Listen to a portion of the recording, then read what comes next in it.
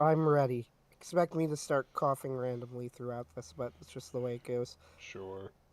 Welcome to another Sunday Superversive live stream. I am your host, Benjamin Wheeler, and I'm here with a co-host, Anthony Marquetta, who do I get this right? Has never had a bad day in his life. Is this correct? Is this Your correct? reporting is accurate.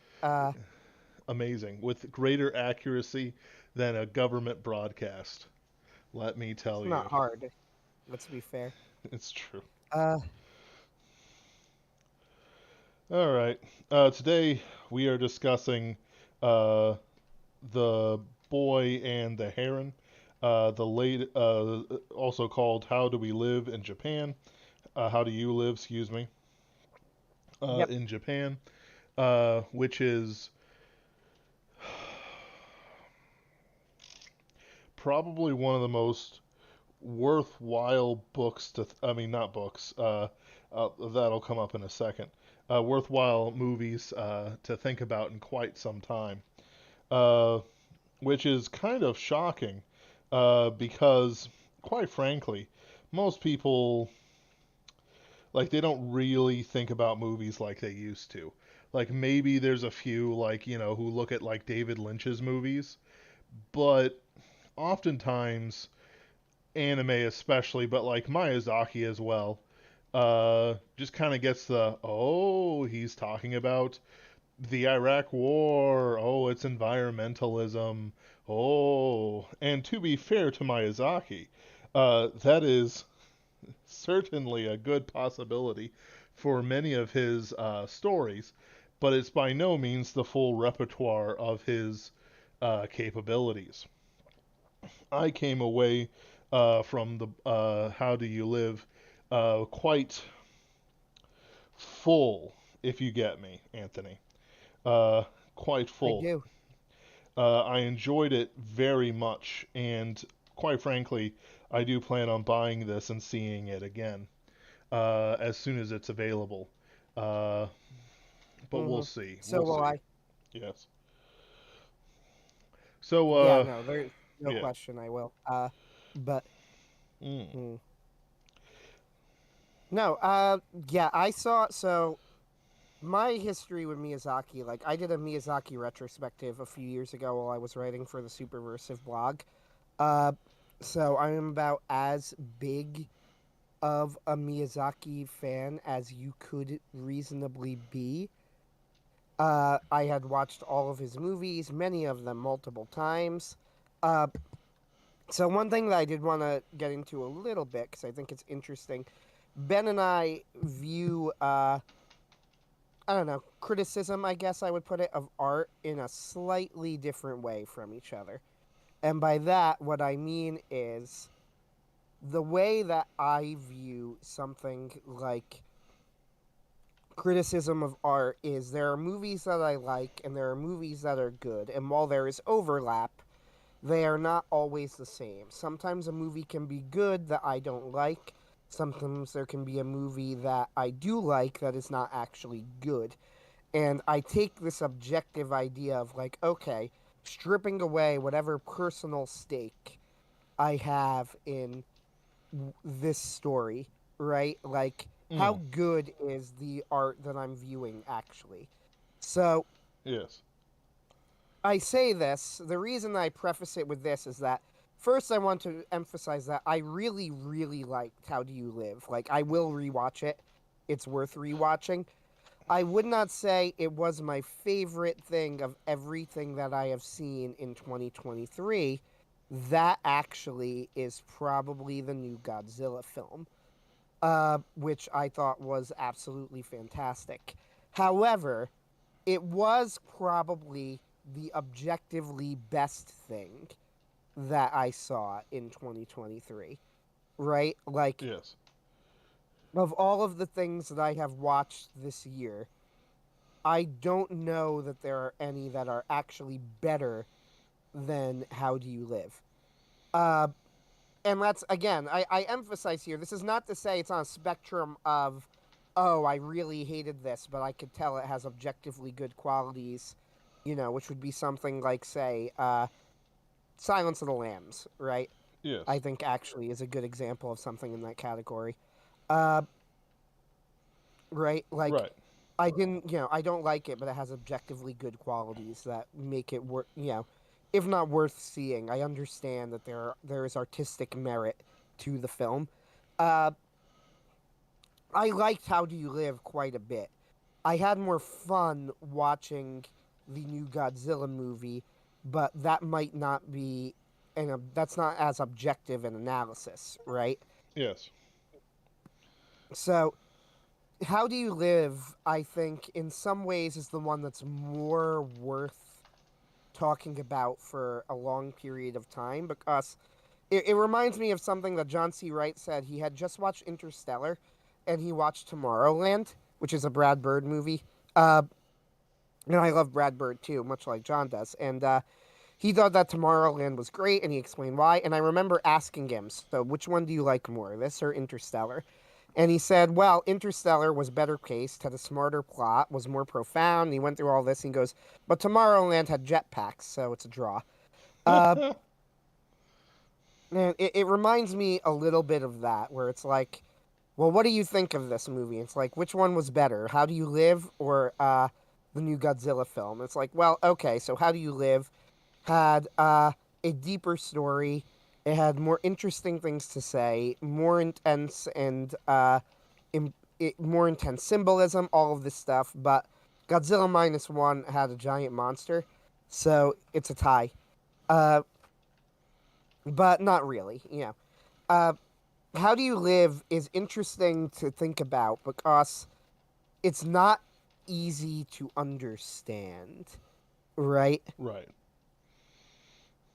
Not easy at all to understand. Right. It's In fact, it's it's pretty complicated, quite frankly. Like even mhm. overly complicated, but like so the way I describe it is that it's like a book that has a clear meaning but hides its meaning. A good example of this is something like Fantastes, who uh, basically uh, like it has a very clear meaning. If anybody says, no, it doesn't have a meaning, well, they're just wrong. And the reason why they're wrong is that nobody writes these sequences of words and events without wanting to put a meaning to it. Like, why does the character Enodos, who is the main character of Fantastes, why is he always singing? Like, what is the meaning of his singing? Is it a form of worship? Is it something else? Is it, how do I want to put it? Like, is there just, oh, he likes to sing. He's kind of an effeminate man, so he's, singing all the time, or something like that. Well, no, because in the end, he's freed by someone else singing him out of the last dungeon that he's kept in, and he sings courage into the two princes he meets after he meets the woman on the island.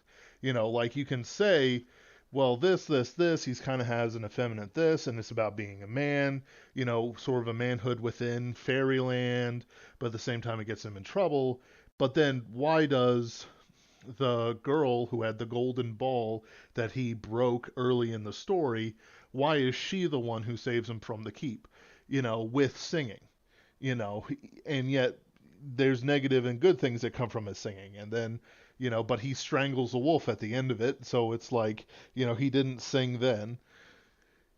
Do you get what I'm saying? Like, you can go in circles about events and try to imply some sort of meaning to it, but the idea that it does not have meaning or is just like so like in John Carter, right? He in all the Princess of Mars books, he has a lot. John Carter has a lot of sword fights. Maybe like three of them are actually quote unquote plot relevant, as in they have to happen. Quite frankly, I'm shocked that people still want to sword fight him by the end of it. But hey, if you're the man who killed John Carter, uh, I'm just saying. But it's like if you actually look for meaning in there, no, there's no meaning. It's just a very cool sword fight. There's no thematic meaning. He killed guard number 73. He killed guard number 74. Like you can't put the same Yeah, meaning that you can put into the actions of Fantastes into John Carter. And I don't mean this as yeah, an I will insult. say too, like it's one of those things I sometimes see people criticize, like it's the whole English teacher meme, right? Oh, Yes. sometimes the blue curtains are just blue. And believe it or not, even I see writers share it a lot. Writers seem to like it. And I actually have come around to not really liking the meme very much because I've started to think it over and be like, yeah, but you know what? I would rather have the sorts of readers and maybe even write the sort of story where everything that I do has meaning than otherwise. And to teach people to say, like, hey, even if it's not necessarily there, you should at least be thinking as you read the story about meaning, right? Like, you might be wrong, it might not be there, but at the very least, you should be considering it. You know, like you shouldn't just assume that things are there for no purpose. So, yeah, I get what you're saying. And I think How Do You Live, which I'm sure is what you're about to get into, is a perfect example of this sort of story. So keep going.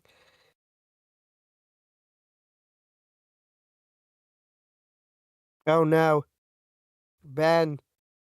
Can you hear me? Yes, I got you. I lost you for a moment. I lost you again. Can you hear me now? Yes, Okay. I meant you can continue with what you were saying. I have So, nothing else to add, Ben. I can't just keep all right, talking Anthony. forever, Ben. Okay. Okay. I understand. It's that anxiety and all that stuff. Very terrible. Yeah.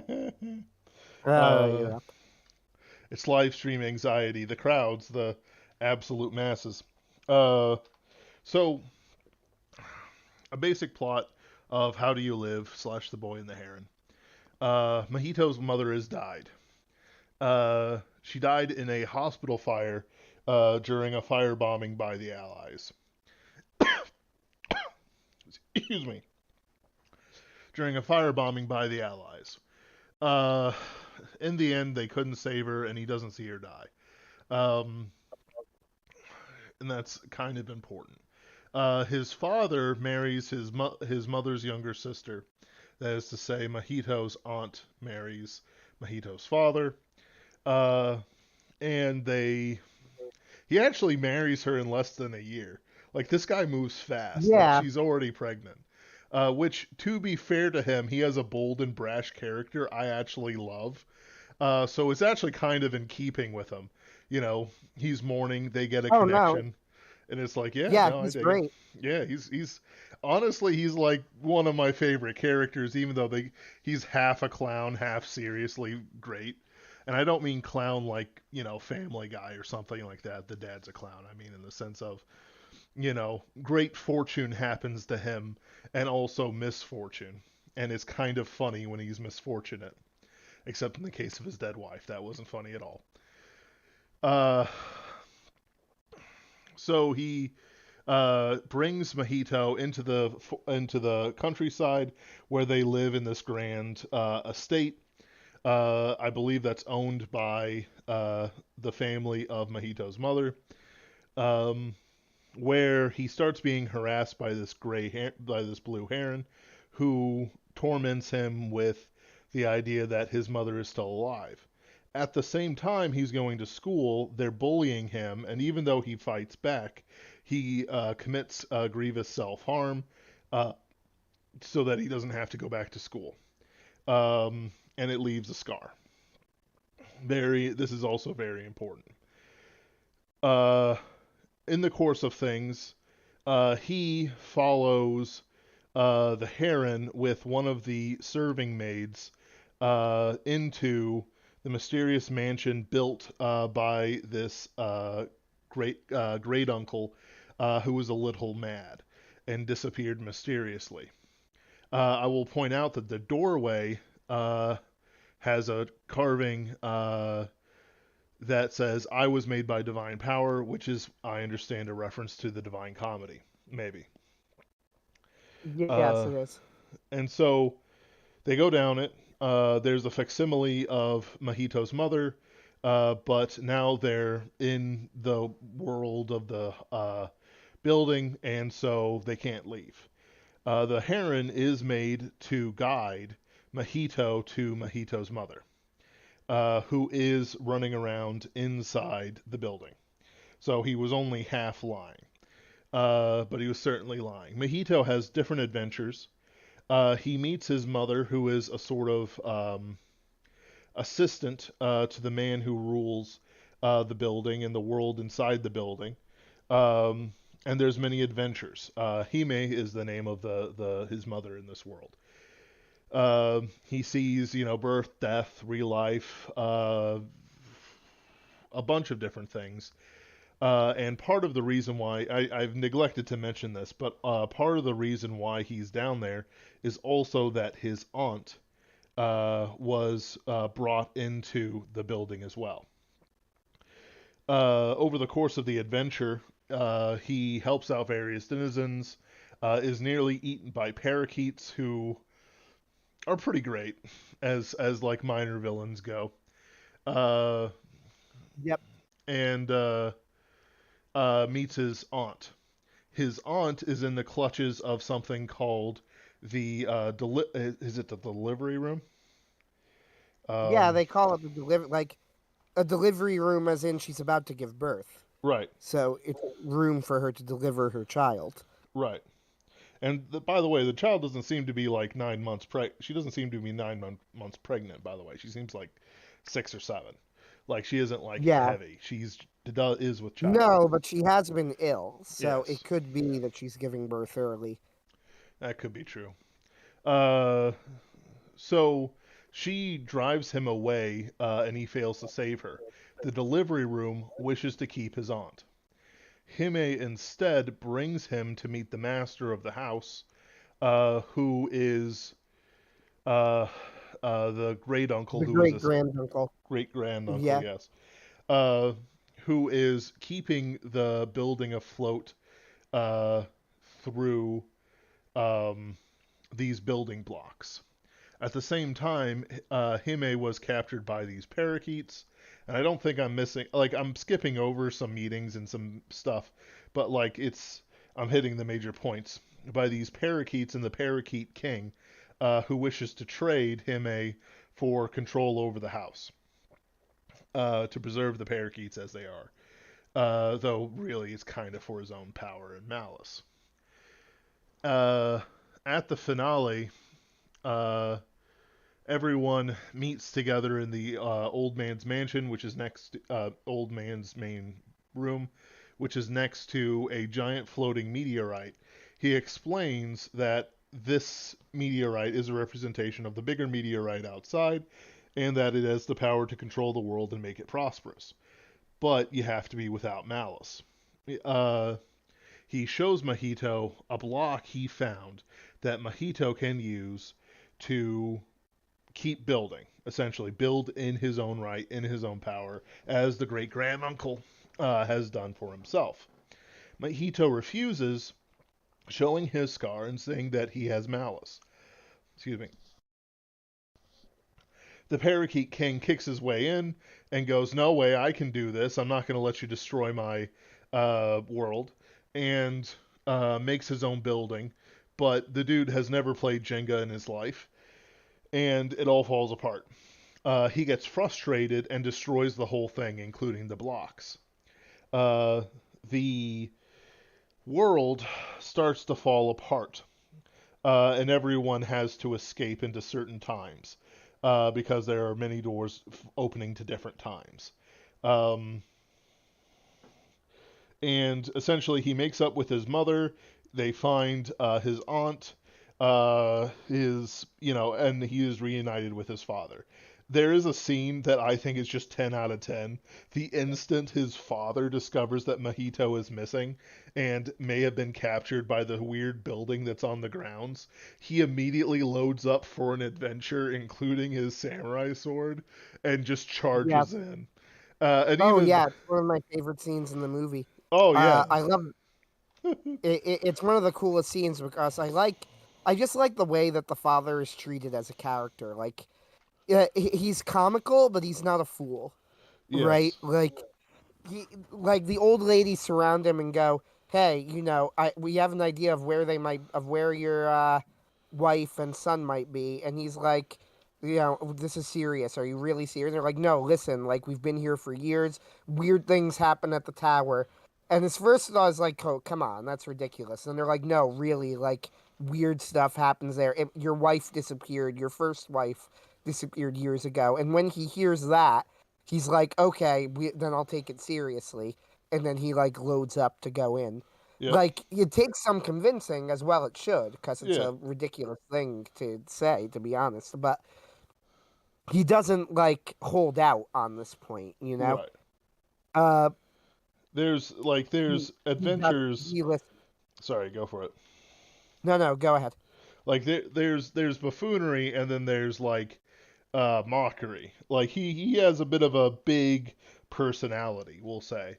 He's a bit of a domineering kind of guy. But at the same time, if someone were to say, well, he's quite malicious, I'd actually say absolutely not. Um, He he's seems like a nice enough like at least someone who tries, right? yes, Like he does seem that there's definitely a little bit of cluelessness there. Like they make a show of the fact that he wants to bring Mojito to school in his fancy truck because, like, unlike everybody else in Japan, because he runs a factory, which of course is very important, right. he is doing very well. So he wants to show off that their family is well off, but it makes everybody resent Mojito, and Excuse he me. seems very ignorant of this. So, like, there's definitely a little bit of I don't know, ignorance, perhaps, buffoonery, show offness, but not to the point where he becomes like a gag character. You know,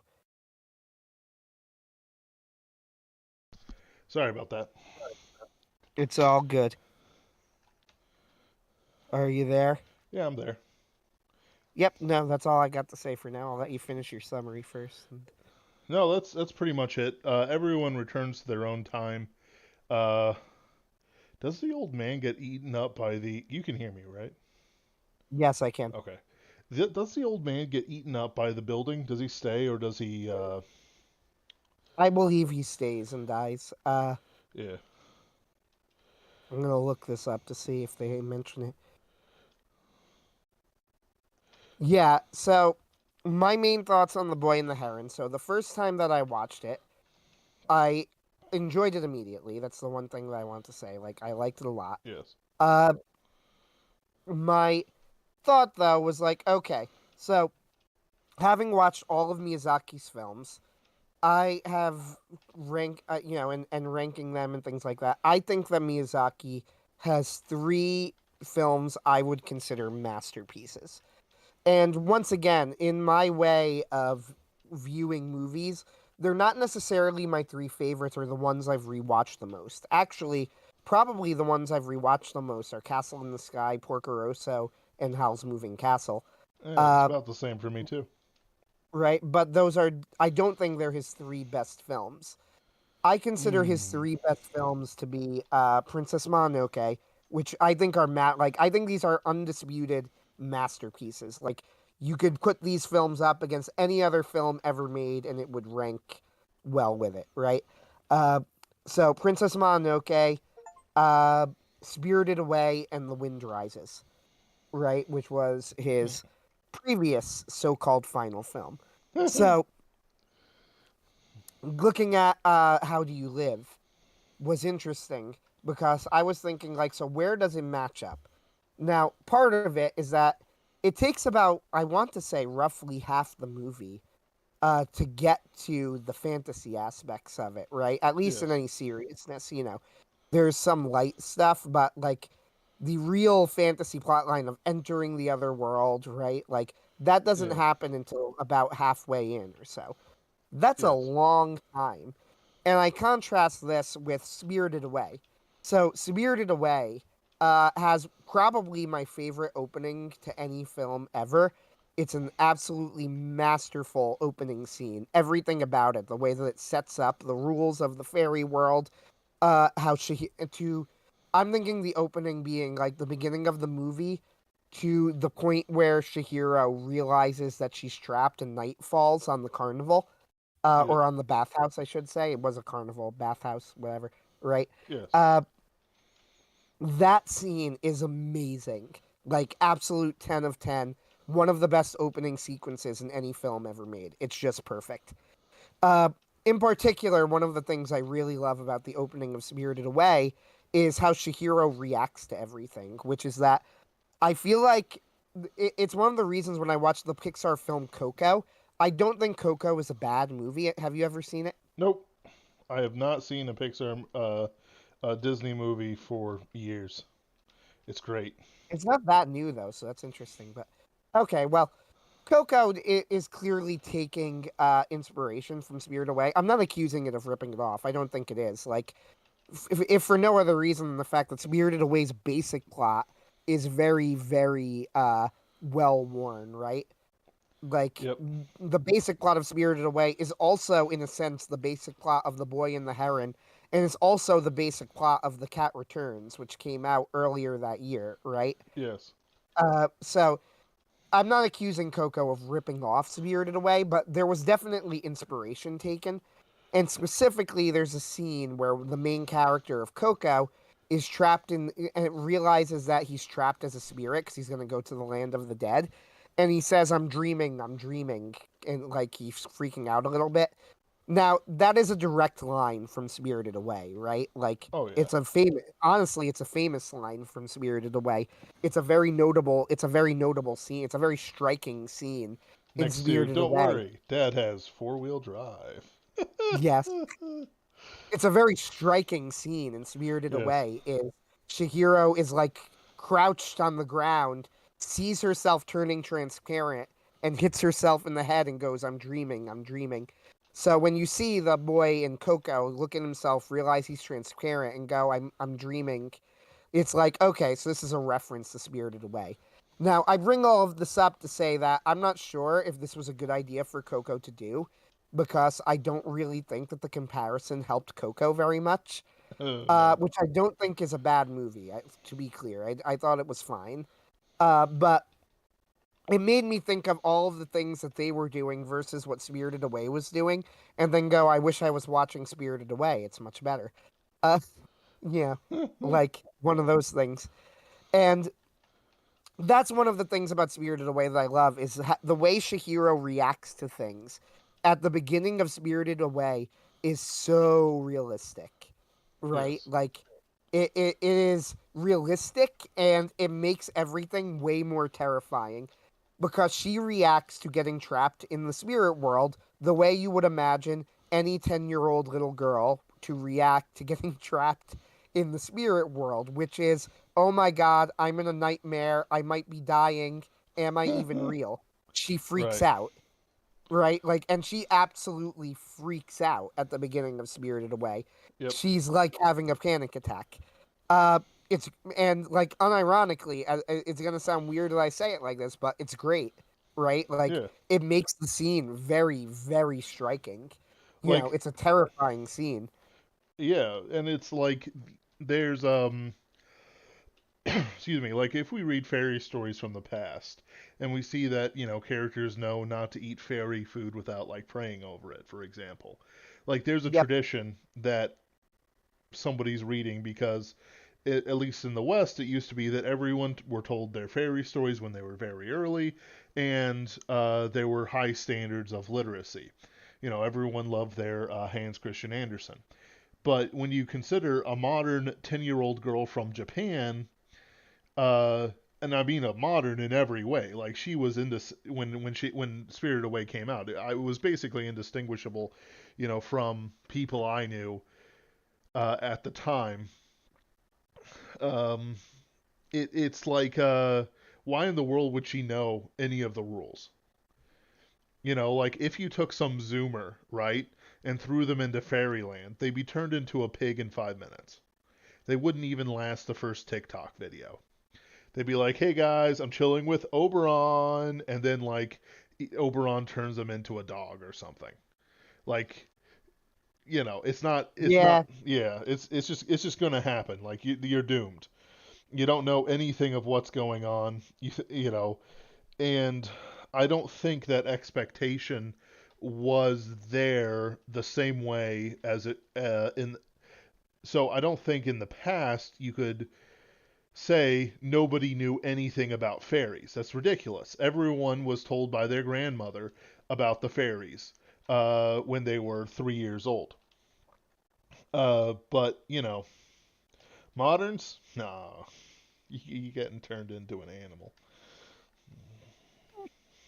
No, it's yeah, so Spirited Away.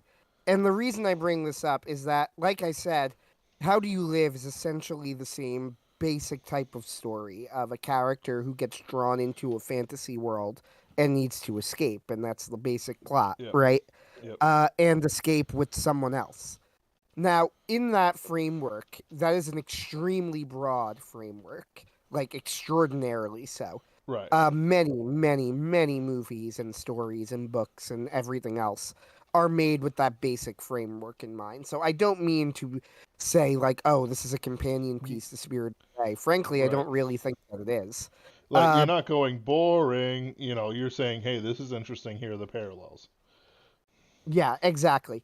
So the one thing, though, that when I compare it to what I consider one of his masterpieces and the one with the most similar plot to the other of his, what I consider his best three movies, uh, think of the beginning of Spirited Away and think of how quickly that movie drew me in, as opposed to the 1 hour of waiting until we got to the fantasy world. And I don't mean to imply that the 1 hour is all bad or all boring. It is not. Right, However, it is how do I put this? Like, you are going to be watching it because Miyazaki is at this point in his 80s a master storyteller, right? yes, So his use of imagery, his use of symbolism, his way of portraying grief in quick shots and facial expressions and body language and things like that, and right? freaking Of out about a new setting, mother and yes, exactly, and setting a scene. It's all done with a master's touch, right? Like it's all hmm done expertly with very little dialogue, with beautiful artwork. But but I do need to add this. It does come across as, I think, the word that people have used, and I would somewhat agree with, is as a little bit indulgent. But then I'm not yes, really sure because I feel like I need to rewatch the movie. That's the thing. A lot of his best movies are movies that need to be rewatched. Princess Mononoke to me is the example of this. I would argue you can't fully understand Princess Mononoke on your first viewing. It needs to be watched multiple times to be fully understood. This is why I always see or I always hear people say like, "Oh, Princess Mononoke would be better if you cut out like 15 minutes." And I always go, "Well, what exactly were you planning on cutting out?" right, Right? Like what part of this like I might have agreed with that at one time, but now rewatching the movie, it's like I don't know what I don't think there's really anything in it that could be cut out that would not make the movie worse, right. right? Like And it's like so How Do You Live might be in the same category. I need to rewatch it to see. right, so like let's look over some of the things that might be, shall we say, a bit, um, you know, I don't know about self-indulgent. I don't know. I don't want to say that. But some things that might be too long. All right, so you have various scenes in his life before he travels into the mansion.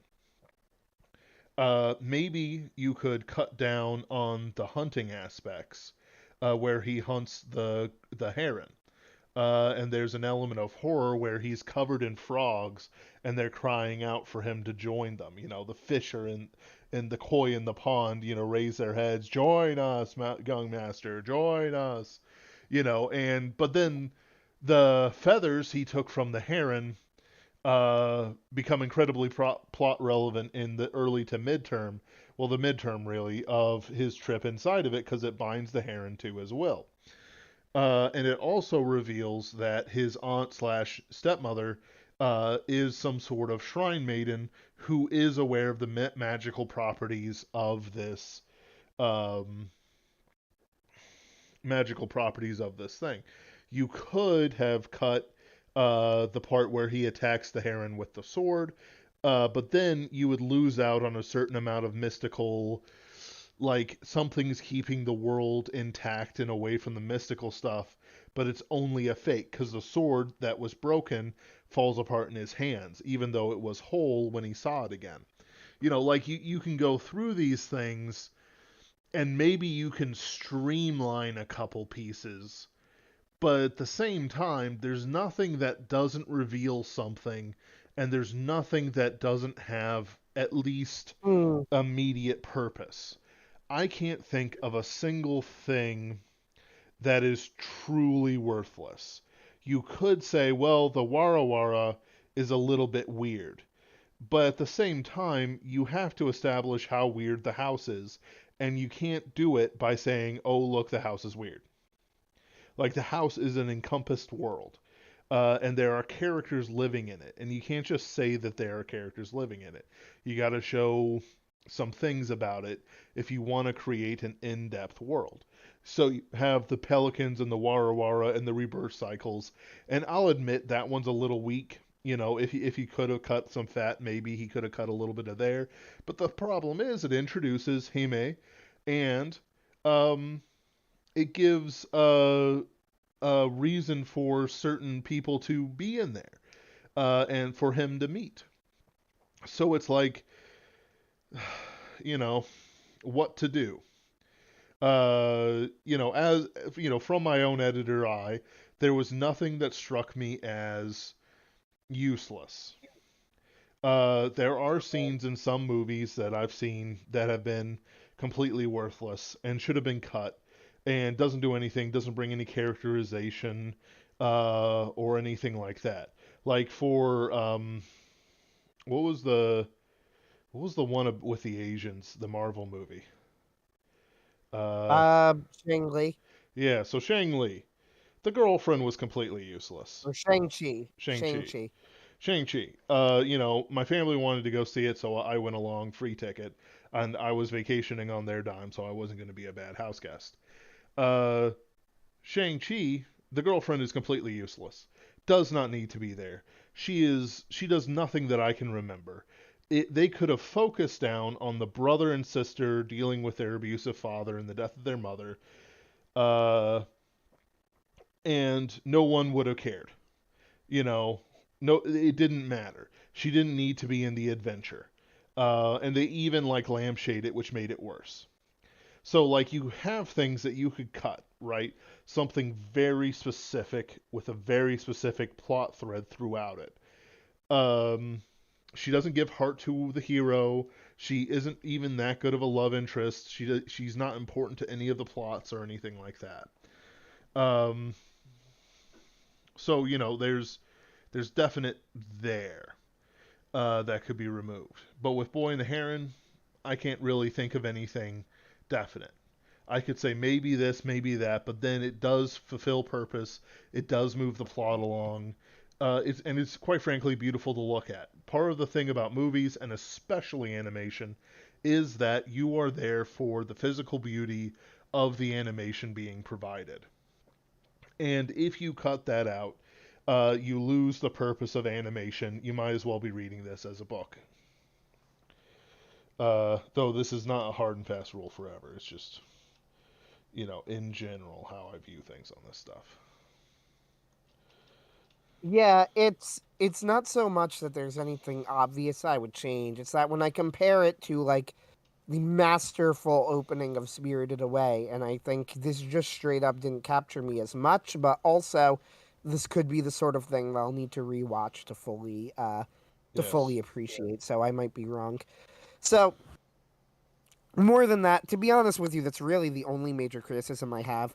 The outside of that, and major in quotes, right? Like it's Right. not even a real criticism. Outside of that, it's a lot of it is there's a sense of like sit back because it's the master, so whatever you don't understand, it's probably you. Uh, you know what I mean? Right. Like there's just a sense throughout the movie of there's lots of things going on I don't understand necessarily in the moment as I'm watching it, Right. but also you get this impression that you are in safe hands, right? Yes. Like that Miyazaki is the director and probably there is a plan here and you're the one who's not smart enough to see it. Uh you know, just one of those things, right? Like Right. so as I'm watching the movie, and I did look at discourse behind it afterwards, so it's really interesting. So supposedly, and I have womp womp womp. Uh supposedly Toshio Suzuki gave an interview about the movie uh where he talked about and he was relating a conversation Miyazaki had had with him about it. And he gave this sort of interpretation of the film that Miyazaki was Mahito, uh, the boy, the main character, Yes. and that the great granduncle, who I'm just going to call the granduncle from now on The for to Grunkle. make it easier. Yeah, there you go, the grunkle. Uh, so the grunkle, is supposedly Isao Takahata, and the heron is Toshio Suzuki. Now, this is an interesting thing to think about, but I am not sure. Like, and supposedly, by the way, some of the ideas behind the film changed when Isao Takahata died, right? Which he did Yes. during the course of the filming. So, and rest in peace, by the way. I'm not a fan of a lot of Takahata's work personally, but the man was an innovator and he was an artist. And the animation world definitely is lesser without him in it. Yes. Uh, I I thought that The Tale of the Princess Kaguya was an extremely mean-spirited anti-male film. I don't know if you've ever seen it. Nope. Uh, nah, I don't recommend it. However, it is beautiful. I thought Only Yesterday was once again beautiful but extremely boring. And weirdly enough, I thought that, and also, by the way, very openly anti-men. Isao Takahata strikes me as being anti-men in the way that people think Miyazaki is, but he isn't, Right. if you know what I mean. Yes. Like, Isao Takahata actually is that. Like, he is very anti-men in his films. It's really weird. Uh, with the one exception, there is one good movie that I like that I've seen of his so far. I still need to see two more in the Ghibli catalog, Pompoko and what is it? The Grave of the Fireflies. But I Yes. did like My Neighbors the Yamadas, which it has a really cool animation style of like children's crayon drawings. Uh, Yes. it's pretty neat. Yeah, it's pretty neat, and I enjoy it. And that is a pretty good movie. It's entertaining. It's not great or anything, but it's good. And Yes. weirdly enough, it's considered his like worst movie, and it's easily my favorite of the three I've seen. Uh, like not even close. It's by far my favorite. But whatever. The world. I say this to get to eulogize Takahata a bit. The world is lesser with him. The man was an artist and he was an innovator. Uh, whatever my opinion of him was, the world of animation is lesser without Isao Takahata in it. So going back though to How Do You Live, it's weird because we here at Superversive Sci-Fi, we are on the record as we reject Death of the Author. Yes. Uh, Death of the Author, one of the funniest and most gratifying moments that has ever happened on air is when we tried to explain Death of the Author to John C. Wright, who had never heard of it before, and his immediate reaction was, "That sounds completely insane. I don't know why anybody would ever think that." It was very funny. We were just Yes. like, we're like, have you ever heard of Death of the Author? He's like, what? What's Death of the Author? Well, it's this thing where it's like you assume that the author doesn't have any input into what the work means after the work is released. And he's like, what? What? Who thinks that? That makes absolutely no sense. That's insane. He's like, do people really think that? And then we're just kind of like, yeah, they do. Uh, We're not And then saying he's they're like, smart or anything, but yeah, they do. uh, so we here at Superversive Sci-Fi completely reject Death of the Author. With that said, I think it is self-evident that sometimes works can grow beyond the author's original intentions. Yes. I don't, however, think that a work can ever actually actively contradict the intentions of the author.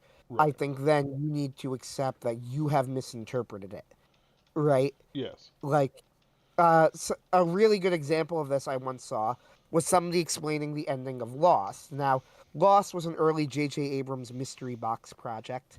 Uh, so anybody who knows, the mystery box is an absolutely fascinating idea from J.J. Abrams. And it's not fascinating because it's good. It's fascinating because once you see him give his TED talk on the mystery box, it is the key to understanding everything that J.J. Abrams has ever made. It's like a key in a it's like a key in a lock, right? Yes. Everything will click. It is a fascinating watch, but not for the reasons that he thinks. Right. It's It's an like awful idea. it's fascinating because we're seeing the magician reveal his tricks, and it turns out he's a crappy magician. Yeah, exactly. Like, so the thing about J.J. Abrams films, and once again, this is a tangent that I swear has a point. It actually is very relevant in this case. The thing about J.J. Abrams films is that there's always the impression you get when you see them. Now, obviously, you'll get people who are always going to be like, I never liked any of his films. Right. But the fact is, they're very popular. Yes. Right. And there is an impression that you get when you're watching his films of this is enjoyable, but when it's over, you feel like it didn't go anywhere. Right. Why is that? Why does this happen every single time in every J.J. Abrams project, starting with Lost, which has a famously underwhelming ending, right? Yes. Uh, well, first off, the idea of Lost infamously ends with like they end they're maybe on purgatory, but I once saw an interview with the creator where he said, "No, the you're not supposed to interpret it as they were always on purgatory ever since the beginning of the film. That's or the show. That's not Yes. what we meant to convey." And I believe him. That probably isn't what they meant to convey. That's probably not what they meant to convey because they probably didn't even come up with the idea of making the island purgatory until over halfway in because that's the mystery box. Yep. J.J. Abrams' entire philosophy of creating stories is that it doesn't really matter if you have anywhere that's going to lead to, so long as you make the mystery that will take to get there interesting in and of itself. As a result, his stories always have interesting setups that can potentially lead to compelling ideas that never ever go anywhere, right? Yes. Uh, this is why people who think that Ryan Johnson killed Star Wars are wrong. Don't get me wrong, The Last Jedi absolutely did put the last nail in the coffin, but J.J. Abrams was not actually going to do any better, except possibly marginally, right? Yes. Because he never had a plan. There was no plan. Yep. Like there was never ever a plan. Well, when you look at How Do You Live and movies like that, I don't. Miyazaki is not writing it with a mystery box approach. He never does. There is a meaning to it. Yes. So there are various keys to like. So how do we interpret a movie like How Do You Live? Seeing the Grand Uncle as Takahata, which is Suzuki's idea, and the Gray Heron as Suzuki, and Miyazaki as Mahito. So here's the thing: I think that Miyazaki as Mahito does make sense in the movie, right? And I Sure. think that Suzuki as the Gray Heron, while an unorthodox idea, now when I think about it, it actually does make a lot of sense, and it's kind of clever, and I like it, right? Like, Yes. oh, there's I sort of see it, the Gray Heron Suzuki connection. So Toshio Suzuki is the producer that runs the business side of Studio Ghibli, right, and has Yes. for its entire existence. Uh, However, Takahata as the grand uncle, even if that's what Miyazaki initially wanted to do, and I have no doubt he did, there's just a lot of problems with it that doesn't seem very satisfying, right? Right. Like, first off, Takahata was 5 years older than Miyazaki, right? Like, it's Yes. true that he was something of a mentor to Miyazaki at the very, very beginning of Miyazaki's career.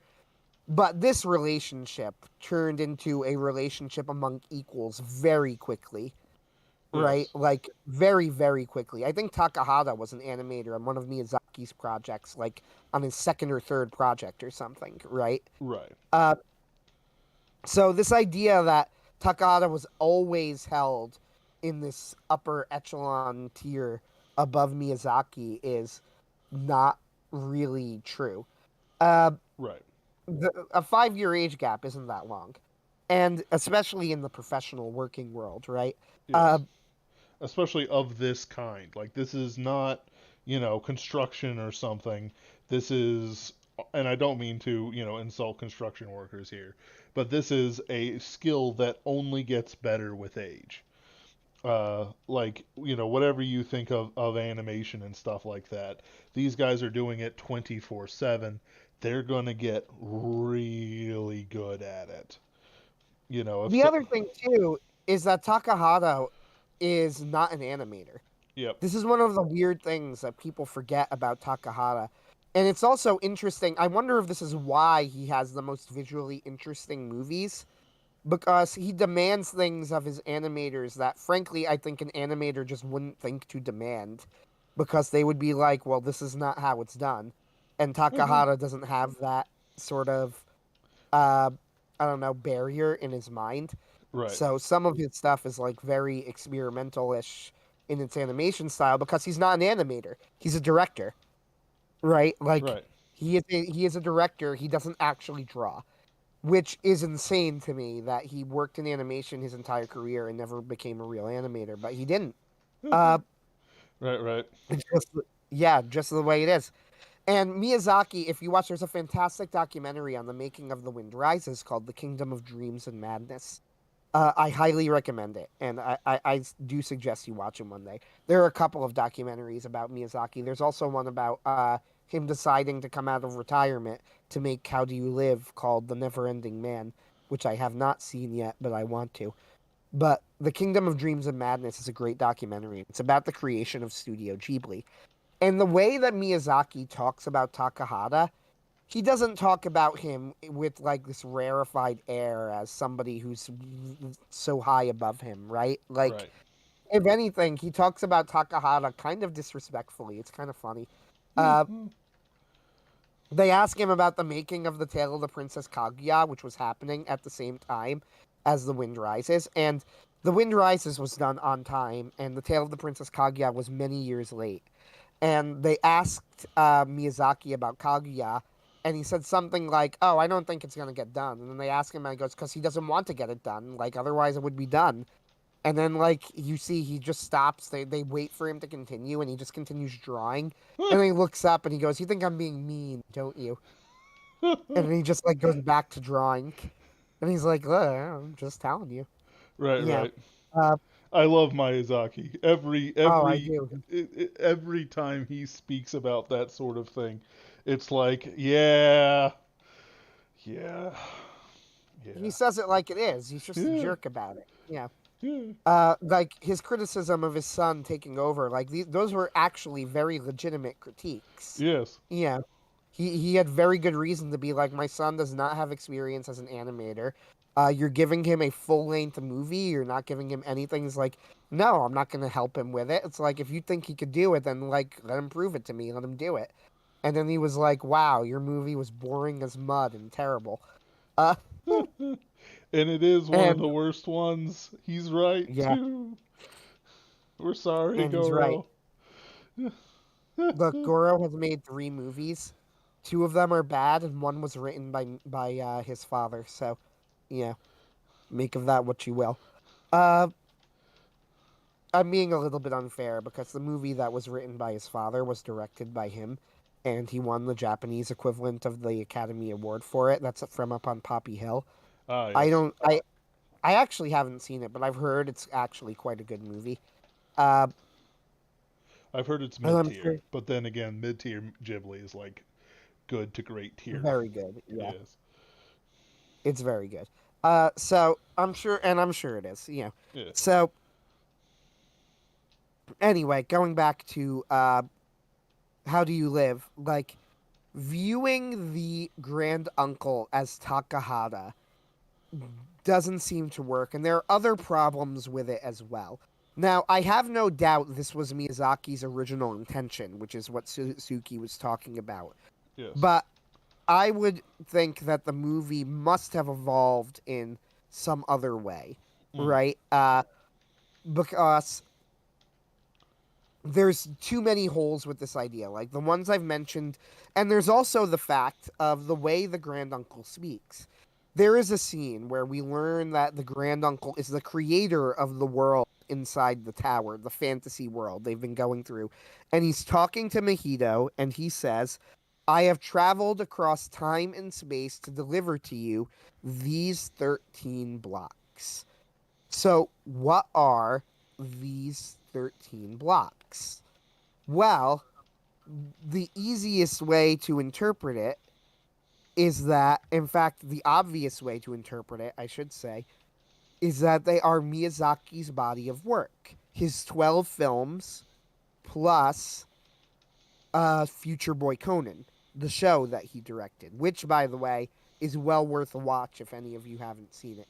Mm. Uh, anyway, uh, so the 13 blocks are not Takahata's works. They're not Studio Ghibli's works, right? He didn't describe all of Studio Ghibli.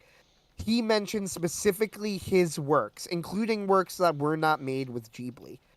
The Grand Uncle seems to be a better fit as a representation of himself, Yep. right? That's how it appears to me. And there's also the fact that if you pay attention, somebody did this in a video and it was fascinating. If you pay attention to How Do You Live is absolutely packed with references to other Miyazaki works, right? Like Yes. just in shots and things like that. There's a shot of, they said literally, if you count it, you'll find references to all 13, including Future Boy Conan, of Miyazaki's works, right? Major Mm-hmm. works. You'll find references to all of them. The Karaki King is shown in certain shots looking very much like Count Cagliostro from the Castle of Cagliostro, right? There is a shot of Mahito going through like brambles or things that's very similar to May ending up in the lair of the Totoros in My Neighbor Totoro. There is a shot of Himi in the fire that looks a lot like Calcifer, Yep. right? Like all these things, like, and you could just do it with all of his films if you pay close enough attention throughout the movie. There is even a moment where they say it's hard to get in the sub because the sub doesn't translate it exactly word for word the same. But if you listen to it in Japanese, the Japanese words are the same. When they tell the father what happened to Mahito, they say people get spirited away, Yep. right? Like that's actually the words that they use.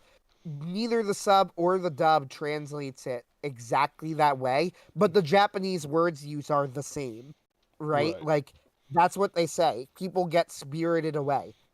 Uh, so you have all of these references in How Do You Live to Miyazaki's larger body of work. It definitely does get, in a weird sense, the feeling of, if not a finale film, an epilogue film, right? I think that's how this should be viewed in terms of his filmography. The Wind Rises feels like a finale, right? Like it is the finale to Miyazaki's whole body of work. The How Do You Live is like an epilogue, right? Yes. It's okay, the work is all done. Now we're looking back over it. How are we supposed to view it, right? Yes. Like, and I think that's the way it needs to be interpreted. So he tells Mahito, I've traveled across time and space to deliver to you these 13 blocks, but I am going to die soon. And if I die, then everything that I've created will crumble. I need somebody to go and take my place and to build it better, get rid of the malice and all of the mistakes that I've made and create a truly perfect world. Will you do it? Right? Like he Right. asks Mahito. And Mahito says no. And the reason that he gives for saying no is the scar on his head that he gave to himself. So Ben mentioned this in passing earlier, but he had injured himself to get badly, by the way, Yeah. uh, quite badly. Like He, he gives himself like a pretty nasty injury. it's pretty clear that he basically hit a vein in his forehead. Like Yes, it's bad. Like he could have bled out, unironically. yeah, and it also is implied that he's not quite suicidal, but he probably wouldn't have minded very much if he had died. Yes. Uh, They couldn't like but actively make him suicidal, but like yeah, no. I was thinking that myself when I was watching his behavior. yeah, he very much. Mahito's an interesting character, right? Like he doesn't talk very much, so a lot of what you're supposed to get out of him is facial expressions and actions that he takes. Right. It's very clear that he's not dealing with his mother's death. And he's a very interesting like cuz his mannerisms is that of a man of action, but because of his grief it's, turned to malice as he says. Right, exactly. So he hits himself, and it's weird too because like it's turned to malice, but he doesn't go out of his way to hurt anyone, right? Like Right. it's strange. It's almost self malice, like self hatred. You Yes. know, I don't. I think you just get the impression of he's very frustrated. He doesn't know what to do, right? Like Yes. he's too honest and too good of a person to hate his aunt, really, right? Like Yes. he wants to hate his aunt. He wishes he could hate his aunt, Right. but he's too good of a person to actually hate his aunt. Like he realizes intellectually she didn't do anything wrong. So he can't hate his aunt. So instead he just hates himself, you know, Yes. for hating his aunt, which he knows is wrong. Yes. Right? Like it's fascinating. Uh anyway, he hits himself in the head with the rock and gives himself a very bad scar and an injury. And he says, "This scar shows my malice. I'm not free of, like, you think because I'm young, I don't have that malice," is kind of the implication. But you're wrong, right? Right. Just because I'm young, I too have this malice. I'm not going to be able to create a world free of malice. Now, the first time I saw this movie, I saw this whole thing as a representation of grief. And I don't think that this is an entirely wrong way of either. I think there are multiple layers to this movie. Uh, Mhm. so I saw it as the granduncle uh became obsessed with building this tower and specifically with, as he puts it, creating a world that is free of malice. He dedicates his entire life to this to the point where he alienates himself from his family and hurts people unintentionally. Like it's definitely unintentional, And those right? The parakeets are eating people. Just pointing this out. They're eating people, but the parakeets were also forced there, right? Yes.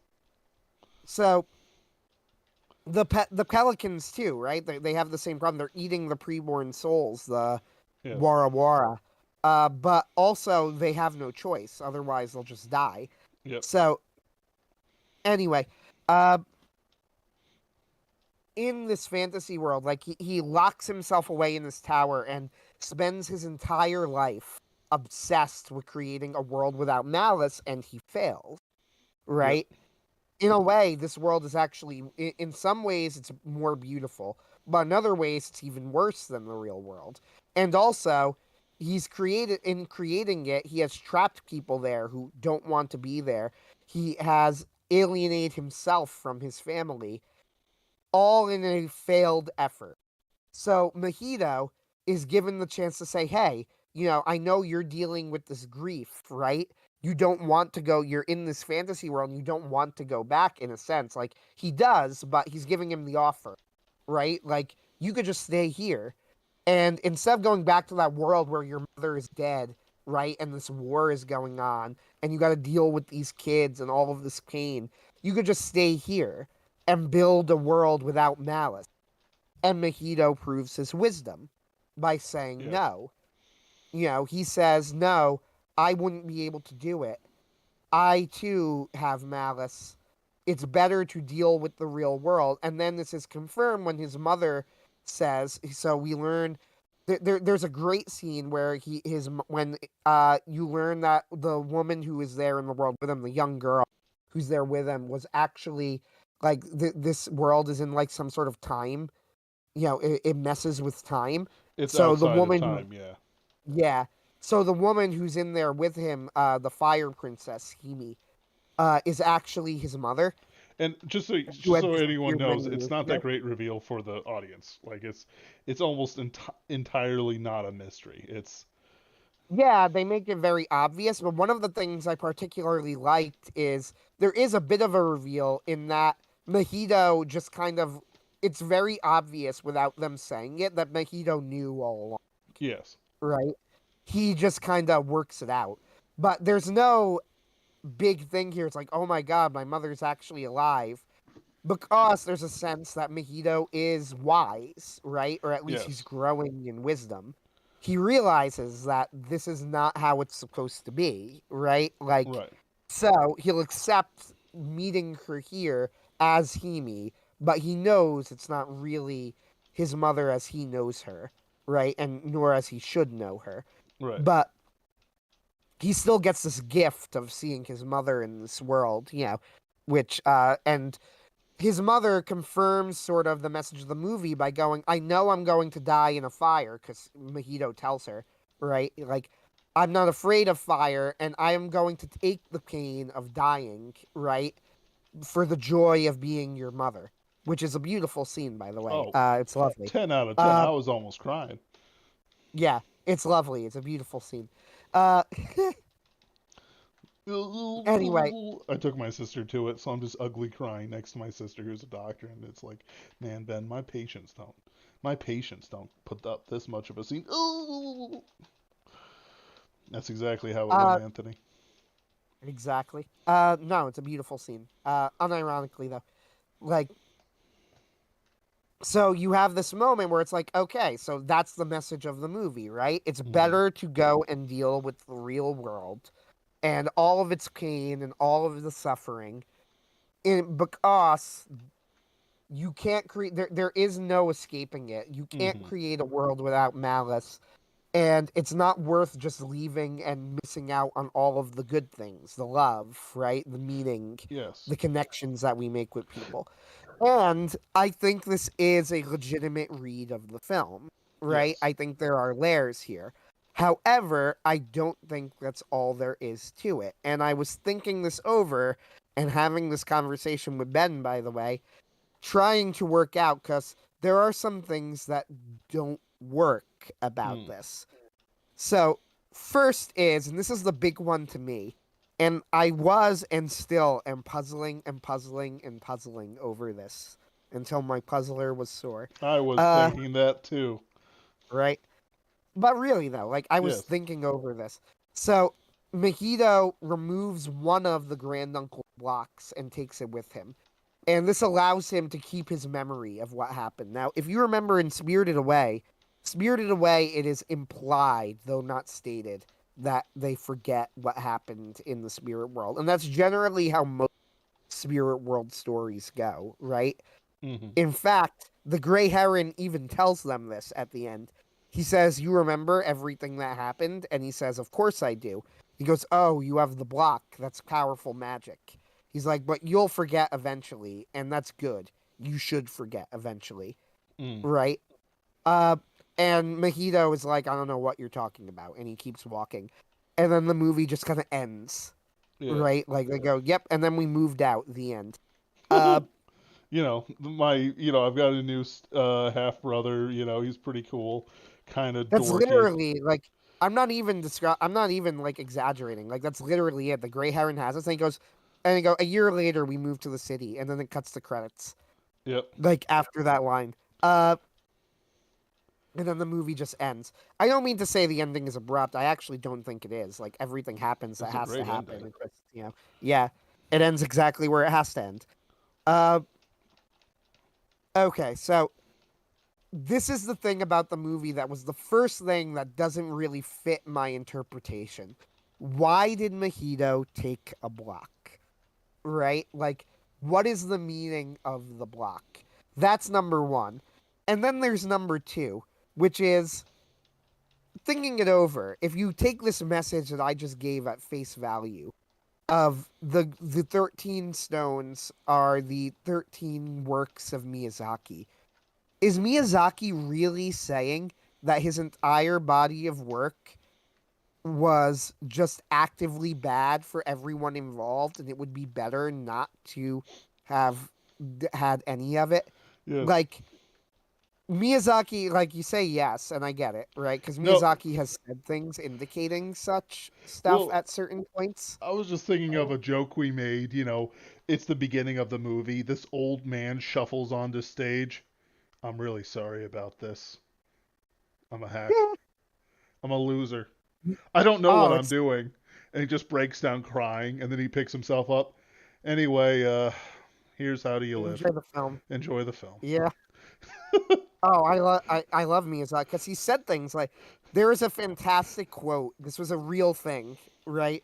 Where Miyazaki like issued a statement before like the release of the film, where he's like, "Is there anything more pathetic than somebody who should just be done with their work, coming out of retirement and continuing to work?" He's like, "No, no, there isn't, and I am that man." He's like, how do you live is that work? He goes, there is nothing more pathetic than this work. Anyway, enjoy the movie. And it's like, okay, thank you very much. I love it. I love it. Yeah, he's fantastic. I love him. Uh, there's no more honest man in cinema than Hayao Miyazaki. Uh, with that said, though, I don't think as negative as Miyazaki can be, I don't think that he would ever portray in his films that his entire body of work was just a net negative on the world, right? Right. Not worth watching at all. It doesn't really fit with what else he has put into his films. It fits with some of the stuff that he has sometimes intimated outside of the films, but it reminds me of like, I think he's too much of an artist and too good at what he does to just completely throw all of it away. You know what I mean? Mm. Like Yes. that's too nihilistic. It's not like him. Uh it reminds me of the end of The Wind Rises, which I always thought was it's in the documentary The Kingdom of Dreams and Madness that in The Wind Rises, the original ending of that movie, which again I consider one of his three masterpieces. The original ending of that movie is that Jiro Horikoshi is in this dream world with looking over the wreckage of all of his planes. So The Wind Rises, for those who don't know, is about the airplane designer Jiro Horikoshi. He designed the Zero Fighter, which is considered like the greatest Japanese plane of World War II. It was the plane used in Pearl Harbor. But by the end of the war, every single plane, or almost every single plane, was completely destroyed, right? And that was his masterpiece. So Miyazaki became really captured by this idea. So you have this scene at the end of the movie. Jiro, and his version of Jiro is like a fictionalized version. He's not at all the same as the real Jiro Horikoshi. But anyway, in the movie, Jiro has this wife named Nahoko, and he falls in love with Nahoko and marries her, and they have this brief romance because she's dying of tuberculosis. And she dies while Jiro is gone testing his plane. And the fascinating thing about The Wind Rises is that Jiro Horikoshi in the movie, this version of Jiro Horikoshi, is really not a good person, right? Like, the thing is, though, he's only not a good person if you think about it. When you watch the movie, he's a very likable person. Mm. You're rooting for him. You want to like him. Like, he's an extremely likable person, but he's not a good person. Right. It's like, objectively speaking, consider what he just did. He knew his wife was dying, right? Like, he knew that he was the only thing that she lived for. And he leaves her to die alone to test his planes, right? Like, Yes. that's an awful thing to do if you think about it for a moment, right? Like, Yes. And the movie is very aware of this because his sister calls him out very directly, right? Like his sister goes like he goes, "Oh, so you met Nahoko?" And she's like, "Yeah, she's lovely." He's like, "How could you do this to her?" You know, because she knows, right? Like the way you're treating her is awful, and she's right. You Mm. know, that's the point of the movie. Well, at the end of the film, Jiro is walking across in this dreamscape. All of his planes are destroyed. So now you have even this extra like twist of the knife, right? Of Right. not only did he leave his wife to see his plane get tested, all of the planes are gone within a decade, right? Like Yes. they don't even last. So what was the point of all of this? And he wanders across the wreckage and he meets his mentor Caproni, and they have a conversation where they go, "Yeah, airplanes are cursed dreams, you know, like that they're beautiful machines. We use them to fly, but they're used in war and this is their fate." You know, and he sees an image of Nahoko, and this is the last shot, like one of the last shots of the film, and he runs to her. And in the original draft of The Wind Rises, that you could see Miyazaki is talking about this throughout the documentary. Nahoko was going to say, "Come with me," right? And the idea was that now Jiro was going to go off to be with Nahoko, Mm. right? And die, essentially. Like the implication here is that Jiro dies. Right. But at the last possible second, Miyazaki changed the line and changes the entire meaning of the movie. And by the way, this more than anything tells me that like Miyazaki is a true artist, like he's a true storyteller, because his storytelling instincts on this point, I think, are dead on. The line is changed.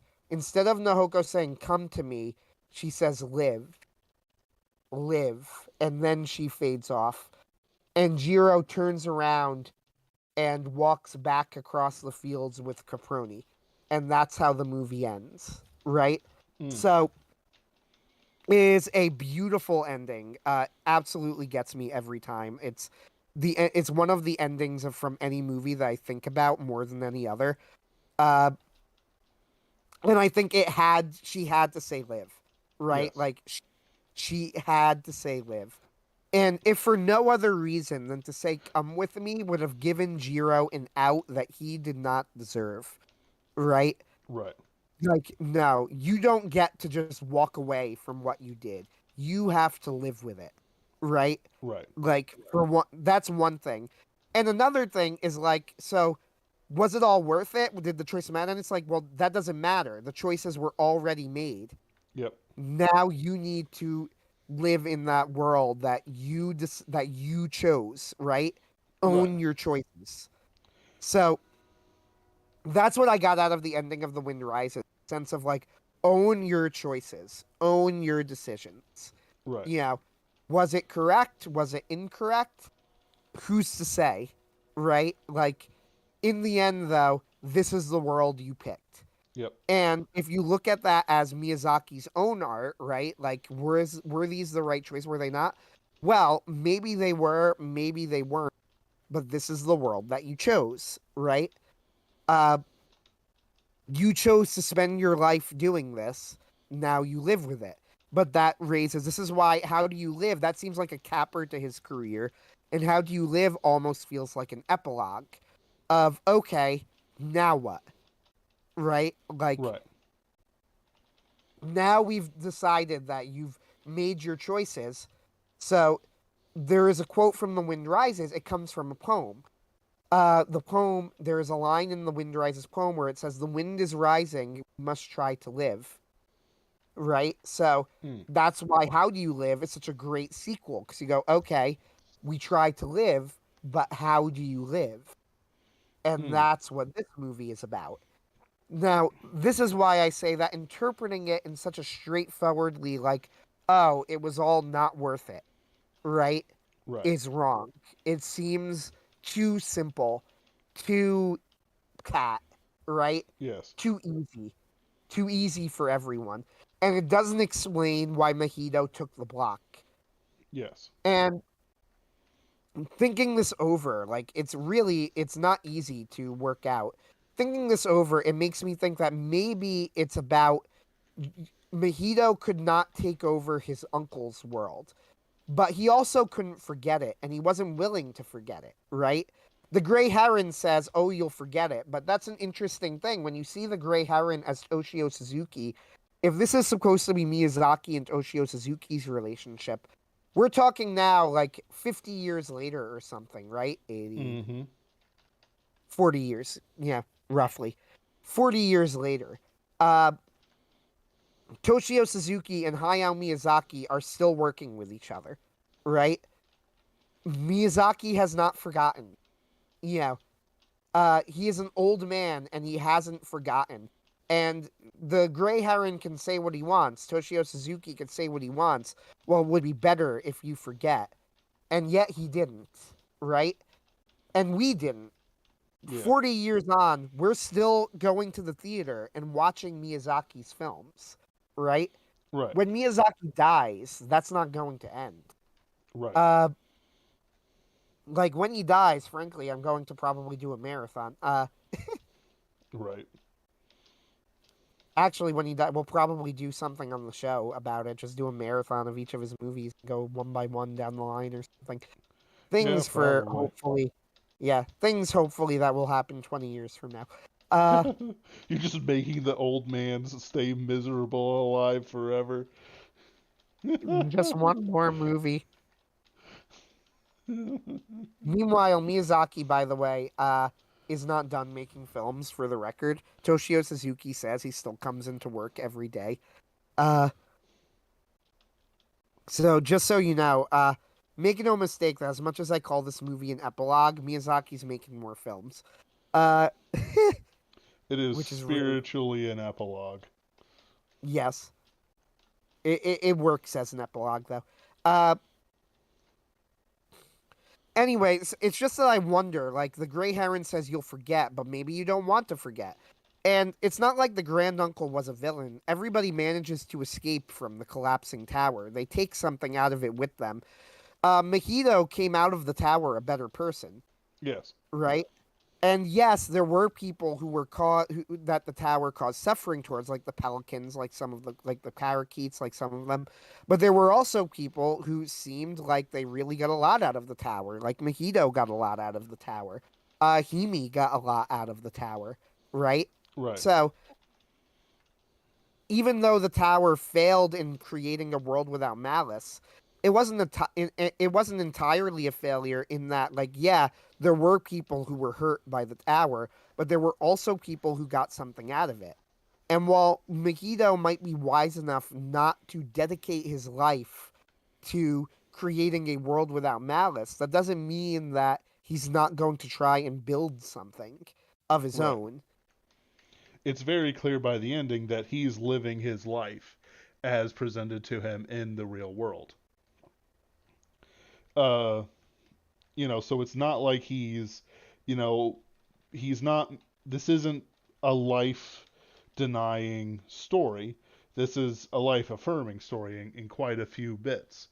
And it's very much implied, stated outright, that the world that the uncle was keeping had value akin to, but not quite the same as, the real world. So it's not like he Yes. was, doing something evil. Quite the opposite. There were bad things happening and good things, and it Yeah, one of was, the interesting things about the film is that there were no villains in it, right? The Grand yeah, Uncle is not evil. He doesn't force Mahito to take his offer, and when Mahito turns him down, he accepts the decision without arguing, right? Like, yep, there's no, like you could imagine easily in another movie the Grand Uncle turning evil and going like, "Well, now I need you accept the offer." He never does that, right? The Parakeet King is not even really evil. He knocks over the tower, but he knocks over the tower by accident trying to fix it, and the tower was going to go down anyway, yep. right? Like the I Grand mean, Uncle he got, implies that only going to last one more day, you yep. know, maybe, Like right? Like there's more malice to the Parakeet King than no malice, if you get me. To use the Yes, but it's not entirely like he isn't there to destroy the world. He isn't even yes, there really to specifically hurt anyone. Like it's implied he keeps Natsuko alive, for example. Uh yeah, but he was he puts gonna her in have the his men eat a mojito though. he was, yes. But it's implied on the other hand, they do need food. Uh like serious, I say that and it's a bit of a joke, but also seriously. Right? Yes, Like but it's implied that he keeps Natsuko alive. It's also implied he doesn't know that Mahito is the nephew of the uncle. wait, how So does it's he keep possible. Natsuko alive? Doesn't he put her in the delivery room and he prevents them from going in? No. I thought he did. If he did, I didn't know. I don't know. I must have missed it. I am reading this.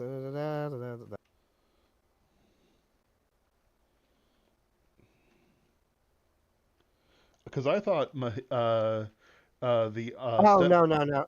So he grabs Himi and he keeps Yes, them from killing Himi, but he's using her as a bargaining chip with the king yes, or with the grand uncle, I should say.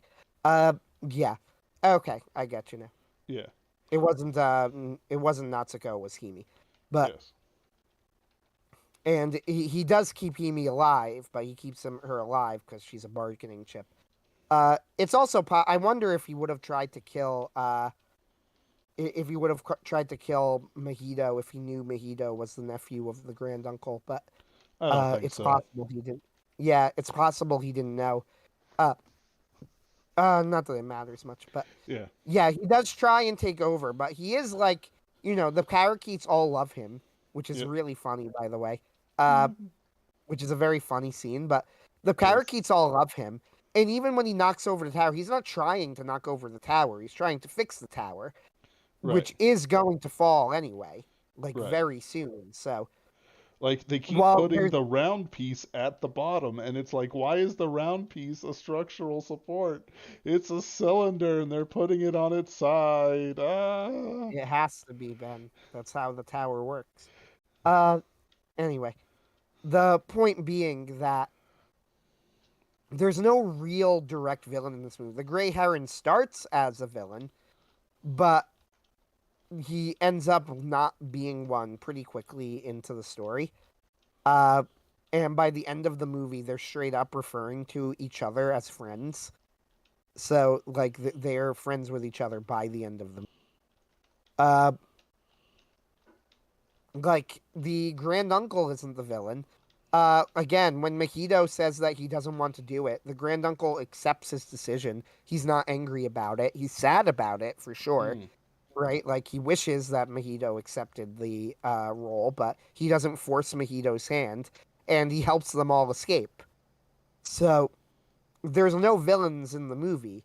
Uh, the closest thing we get to, if anything, I feel like the closest thing we get to a villain is the Gray Heron, and by halfway, he's no longer the villain. Uh, yeah,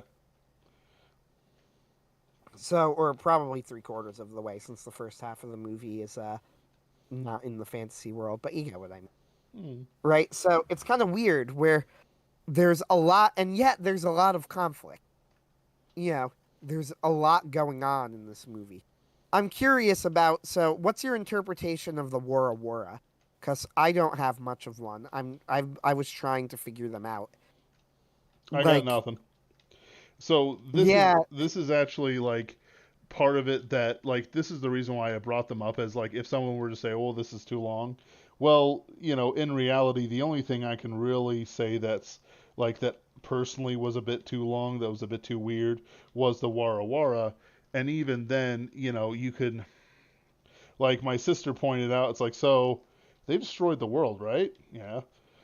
So there's no more births and deaths?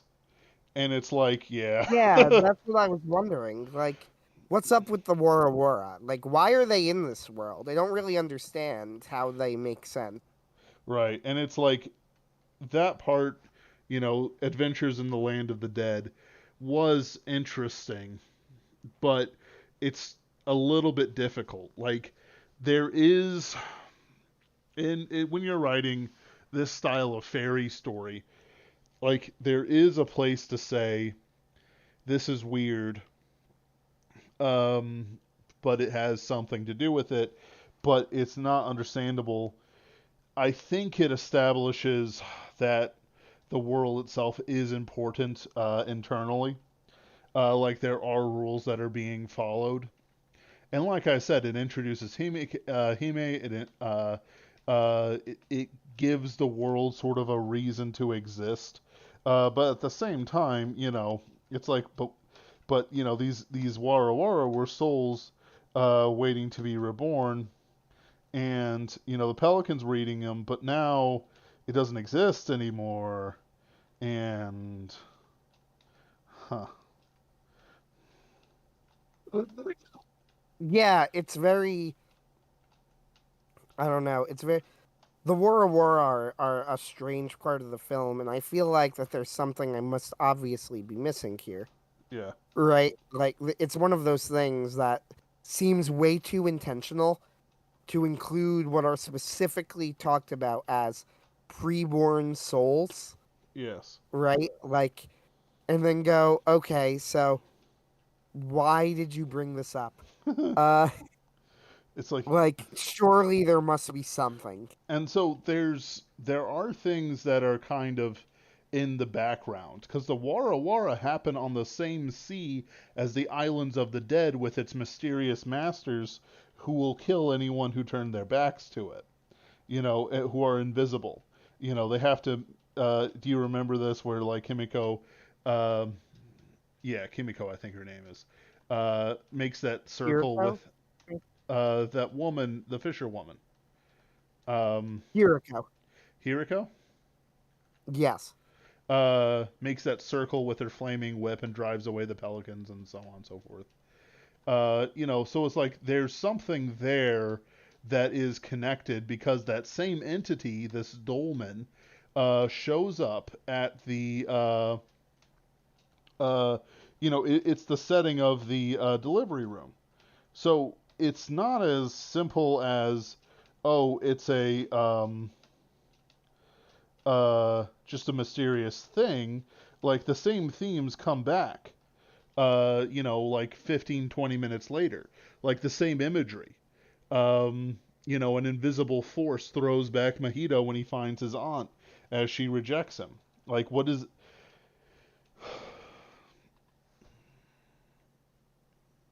It's got By a. the way, Mm, oh, finish your thought first. it's just got a lot to it. Yeah, I agree. So, by the way, that line, I was made by divine power. Believe it or not, it actually comes from the same canto where we get the famous quote from Inferno, abandon all hope, ye who enter here. Uh, so the full line goes like this. And yeah, through me the way to the suffering city, through me the everlasting chain, through me the way that runs among the justice urged on my exalted creator. Divine power made me. That's so there you go. Uh the supreme wisdom and the primal love. Nothing was made before me but eternal things, and I endure eternally. Abandon all hope, you who enter here. Hmm. So It's haunting. that is haunting and terrifying. Uh so yeah, divine power made me. So what's interesting is that that quote appears before the entrance to the world, Mm-hmm. and that is the entrance to the inferno. Yes. Like, not just anywhere. That quote appears before you enter the inferno in the Divine Comedy. So it's not just any part of the Divine Comedy, it is specifically the entrance to the inferno. It's part of the long that appears above the gate. Uh However, it is notable that he did not include the part that says abandon hope ye who enter here. I would say that if there is a meaning to all of it, it would be that perhaps the grand uncle was hoping that it would be something greater than just a hell, an inferno, Yes. but that he was unable to prevent it from being such. Yes. But I'm not sure. I Uh, yeah. So I have a couple. Mm, how do I want to do this? There's I have a bit that I think about um, this movie, and I think there's many layers to it. All right, so there is the textual layer, the metatextual layer, and then kind of private meaning. Uh, I'm going to set aside my game for a second.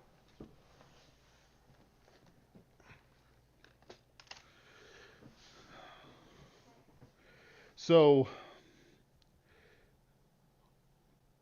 we'll start with the broad strokes first. I believe that this is Miyazaki talking about his own works, his own sort of accomplishments, the things that actually matter in his potential as a writer. The 13 movies, and so on and so forth. My statement, despite what the authors have said, is that he is the old man. He keeps Ghibli alive. Suzuki and Takahata and all these other men, and certainly not his son, um, cannot do it without him. Quite frankly, even though movies like Pompoko and My Neighbors the Yamada and Princess Yamato are good movies, I believe they made money. Uh, Princess Kaguya and Princess Kaguya bombed Princess Kaguya bombed. Never mind then. as well. It deserved to. It was not good. Right, right. It was over. It was so it No, bombed, but was critically acclaimed. It was over budget. It yeah, deserved to bomb. It was anti-male and nastily so. yep. So, in other words, Studio Ghibli will not survive Miyazaki's death. Obviously, it won't immediately die, but it's very clear that Miyazaki is saying that there is no one who inherits my will. I am the last and only. I made this, and it will fall with me, and I'll go down with the ship. The people who I have given my inheritance to are not equal to the task that I need from them. Let's take his son as an example, as sorry as that is. His son is not his father. And quite frankly, his son has always struck me as being the man who has given his father's legacy, but probably he has some skills in some other area that um, basically he's not cut out for animation in the same way. Where they expect him to be high tier, he's only mid tier. He might have some skills that are actually worthwhile, but I couldn't tell you. Um, it's not like I know the man, and I haven't seen Tales of Earthsea since I saw it last when it came out. So you have this idea that potential inheritors have malice and are unable to do it, and quite frankly, reject it. Reject this legacy, reject this inheritance. Um, However, that does not mean that the whole thing was worthless. In the end, Hime is returned. She's able to face her fate, her terrible fate, to die in a hospital fire, conscious of the burning. To know that her son is being left there, but also to know that her sister will take up her mantle and, continue on, as mother and so on and so forth. And in fact, in front of her, he starts calling his stepmother mother, without, honorific. It's just mother. Um, you have, things return to the natural order, and the story continues for the potential inheritor, and he has kept hold of something from the other world, which he can also pass on to his own children and family, even though that's not directly said. The legacy is not dead, it's just not where the granduncle wants it to be. Uh, in the end, he's accepted his fate. That's what I kind of get from this. I shouldn't say kind of. This is what I'm getting from this. Miyazaki does not have an heir. I cannot think of an heir. Nobody talks of an heir. There were some men like the guy who did Voices from a Distant Star, 3 centimeters a second. Your Name. There we go. I couldn't remember his famous one because I only really care about three Voices from a Distant Star. Uh, Makoto Shinkai. Thank you. Who Shinkai was called the next Miyazaki, but it's very clear that even though he does have quite a bit of talent, he is shallow. As an artist, he is beautiful, but it is skin deep. Uh, Makoto Shinkai is an interesting one because, I don't want to talk uh, about him right now, though. yeah, Sorry. I don't want to I don't want to derail it. I will Yeah, say that I think he's gotten better with each film, mostly with detours. I haven't seen Detours yet. Uh, He has the one movie that was like a Ghibli light film that was supposedly terrible, and I heard from people who I trust enough that I believe was terrible. And also, it was like a Ghibli light film, and that's not really Shinkai's thing. But no. I do think he's been improving. But continue with what you were saying.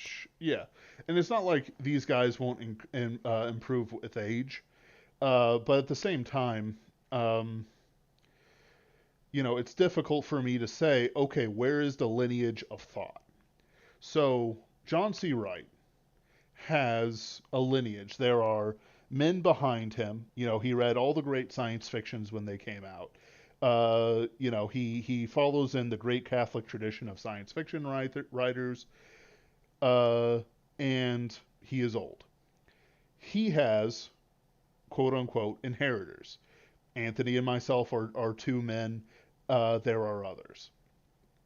When he dies, even though I will not take the Catholicism of his banner, I will certainly take up, the banner of his truth and justice and honesty and thoughtfulness. But at the same time, I don't have to pick up the things I don't like about John C. Wright's writing, behavior, whatever you want to say. But I am saying that there will be a clear lineage. I have received John C. Wright's blessing as a writer. I am his student, his apprentice, whatever you want to say. It doesn't quite work in the same as a master student journeyman relationship, though I do view Pinkerton's Ghost as my journeyman's piece. Uh, Lineage. For Miyazaki, who is there? He tried his son, and it failed. You know, I believe. So Miyazaki's an interesting one to talk about lineage because the thing about Miyazaki is that when you look into Japanese animation, you cannot overstate how important and influential Miyazaki is. Yes, There is this titanic gulf of before and after Miyazaki, yes, right? Essentially, the legacy of Miyazaki is all of anime, yes. right? It's all so. If you So, remember the show that it went viral a few years ago, and it was good, I liked it. Keep Your Hands Off Aizawa-ken, yes, right? Very, very Miyazaki centric. It was about an animator who was inspired by Future Boy Conan yes. explicitly. What came out that same year was Somali and the Forest. Somali and the Forest Spirit was not as overtly like they didn't say, "Oh, Miyazaki." Like Aizawa explicitly stated that Future Boy Conan was her inspiration. Like they showed clips of it in the Yes. show, right? Uh, Somali and the Forest Spirit wasn't quite as explicit about it, but if you watch it for like 5 seconds, the Miyazaki is all over Somali, There's right? so I'll say that there's usually a Miyazaki directly inspired Miyazaki, like in the sense of Somali, not Isoken. series every 2 to 3 years. Like when I was in high school, the big one was Zammed, for example. It had a lot of Miyazaki-esque ancient ruins and sort of designs. Yeah, Like he has a certain curly hue to things he does. Like I couldn't describe it without showing you images, but it was there. Like, right. and there's always one every couple He was years. just so influential. Yep. And the thing about Miyazaki too is that if you look at his career, this is why Shinkai came up in a sense, right? Yeah. Compare his career to Shinkai's, and Miyazaki had a very traditional quote unquote career. He cut his teeth on smaller animated projects, eventually became a lead director, eventually got his own movies, right? Yep. Like very straightforward. It's not a very exciting career. It just moved the way you would expect it to move. You Yep. know, Shinkai was the opposite. He was a guy who made a short film that went viral, that didn't really have much to it except for two things. It had a cool concept at its core. This Yep. is Voices from a Different Star. And Distant. it was Distant. all animated by one guy, which is Yep. admittedly extremely impressive. Like, I don't mean to take that away from him. Yep. And I don't think Shinkai ever did anything wrong, right? Like, as far as I could tell, in fact, he's actually handled the fame somewhat better than some of his fans have. Like, he has kept a level head with it. Uh, but Yeah. Shinkai, like, He he was blew up. asked to start He making, blew like yeah, it was pretty crazy. he was asked to start making big movies faster than he probably should have been. Yes. Uh, Because and five now we're starting centimeters to a see. second was absolute. Like, so I want to lay some I groundwork. despise that movie. So 5 centimeters a second, right? Voices from a Distant Star is one of my favorite anime shorts of all time. Genuinely, Interesting. it's beautiful in its own way. Even Oh, though texting your loved one from a mech, from Arcturus or whatever, I don't know if AT&T has any towers in the area. I'm just saying. Uh, oh, but no, it's all right. But so 5 centimeters a second. So Voices from a Distant Star was hype in Japan. He released the first half hour of 5 centimeters a second, the one where they're at the train station. That was hype in America. Everyone was talking about it. Everyone was loved it. I was in high school at the time, if I recall correctly. People were rewatching it. Millions of views on YouTube. Um, it was hype. People wanted it. And then he took 3 years or something like that to make it. Now, I was in high school. I thought the first third of Voices from a Di- no 5 centimeters a second was absolutely amazing. Them sitting in a cold train station talking to each other was romantic in ways I deeply hungered for. Being a artistic guy in high school and all that jazz. But when the yeah. rest of it, hmm? I watched it years later, and I fell asleep while I was watching it, and I was not tired when I started. So make of that what you will. It's Uh, okay. I could not tell you what happened in the second or third one. Uh, because one, I lost interest, and two, it just didn't have anything to say. But let's get back to what I was talking about earlier. Uh, yep. so Miyazaki has a few students running around. The guy who did Neon Genesis Evangelion is probably the biggest name everyone would recognize. Um, but the thing is that dude's been in an Evangelion rut because that stuff prints money, and we can't blame him for it. But it's clear he's doing it for the money at this point. Slash, vague artistic predilections that people eat up, but nobody really understands that it means nothing. I just want to do this and tell the real story behind these characters. That means nothing. Nothing. It's nothing words. But but he worked with Miyazaki as an under animator um, for quite some time before he got his breaks with Nadia, Secret of Blue Waters, and Neon Genesis Evangelion, most famously. So you could say that there is kind of a lineage there, but that the guy doesn't have the spirit of Miyazaki. in the same way that Anthony and I have the spirit of John C. Wright, that is to say, we are Christian science fiction authors, horror authors, whatever you want to say, with deep meaning theology. But at the same time, neither of us really write the same sort of hard sci-fi ish grand science fiction. But we're of the same spirit. You can't say that the same way of the Evangelion guy. So you have a man stuck in a position where he knows he's it. That's it. There's nobody he can train. Anybody he could think of bringing up can't do it or outright refuses it, or might even destroy it. And I really hope his son isn't the Parakeet King, because that would be just twisting the knife. But he might do that. But no, the Parakeet King actually. I would. I don't think he was.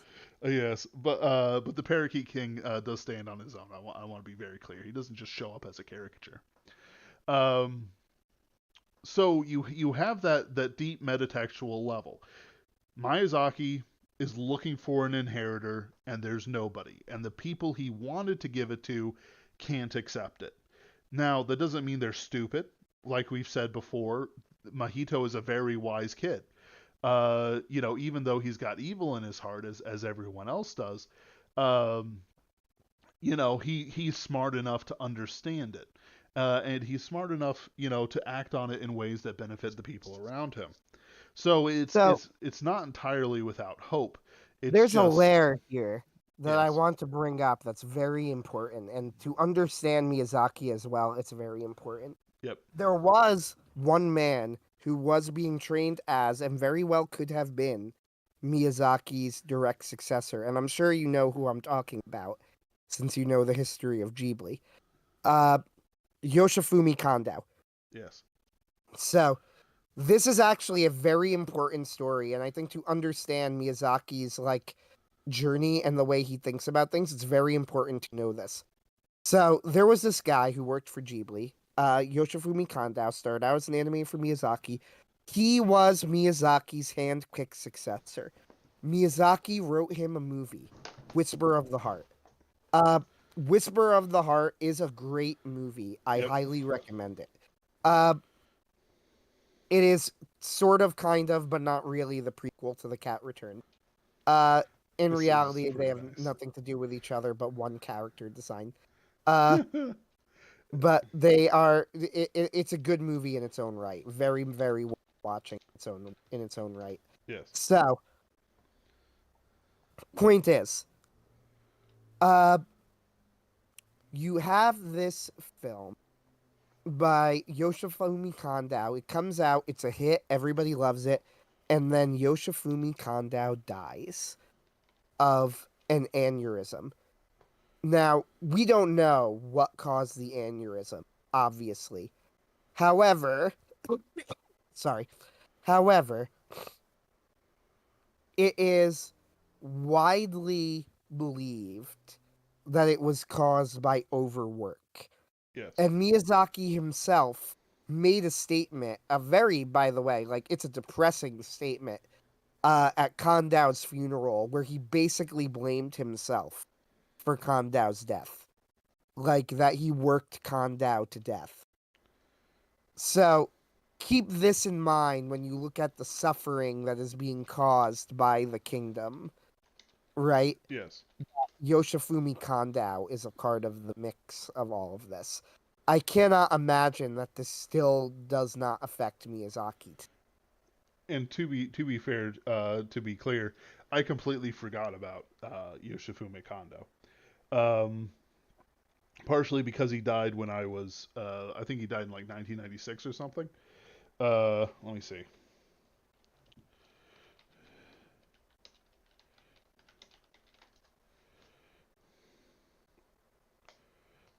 1998. 1998. So this has been 25 years on. Uh, though, and this is a sad story. But at the same time, my point still stands that um, uh, there's There's no one to inherit from Miyazaki. Uh, there might have been. He was only 9 years younger than Miyazaki. He was born in 1950, and Miyazaki was born in 1941. Uh, anyway, there's no, there's nobody, there's nobody who can inherit from Miyazaki. Uh, and so he's basically saying it explicitly for an artist. If he were to say certain things, even for him, that would be too depressing. He's not here to destroy the hopes and dreams of other artists, except, when they get too big for their britches, maybe, or are promoted beyond what they can handle. Uh, you know, there's no styles. Shinkai kind of has a similar style to Miyazaki, and earlier on, the guy who did Evangelion had a similar kind of style, but they Well, separated away from Hideaki that. Anno is interesting because Hideaki Anno worked for He did famously the God Warrior sequences of Nausicaa, Yes, right? Uh, and you also have people like that's the the Wolf Evangelion Children. guy, to be clear to people. Yes, the Wolf Children. What's his name? Uh, I can't remember it, but he has a Miyazaki S style. There's Hiromasa Yonebayashi. Uh, so if that name is not familiar to you, I'm not surprised. But he actually did. He left Ghibli, started a studio called Studio Ponoc, which was like a Ghibli offshoot studio of former Ghibli animators. Yep. However, there is a twist, and he made a movie called Mary and the Witch's Tower, which is so Ghibli-esque it comes off as B tier Ghibli. Uh, not necessarily bad, but like, Yes. yeah, okay, we know where you got it from. But there is a twist to this story, which is that he did the key animation for How Do You Live? Yep. So he went back to Studio Ghibli. Yep. I'm looking up the Wolf Children. I can't remember that guy's name. Mamoru Hosoda. Yeah, thank you. So Wolf Children, which in my opinion is the best film of Mamoru Hosoda, he has a sort of Miyazaki-esque style, though he has his own flavor to it. If there Yes. is any director who I would say is the quote-unquote next Miyazaki, I would say it's Hosoda. Uh, what's interesting about him is that he will sometimes criticize Miyazaki, which is like generally just not done in Japanese animation.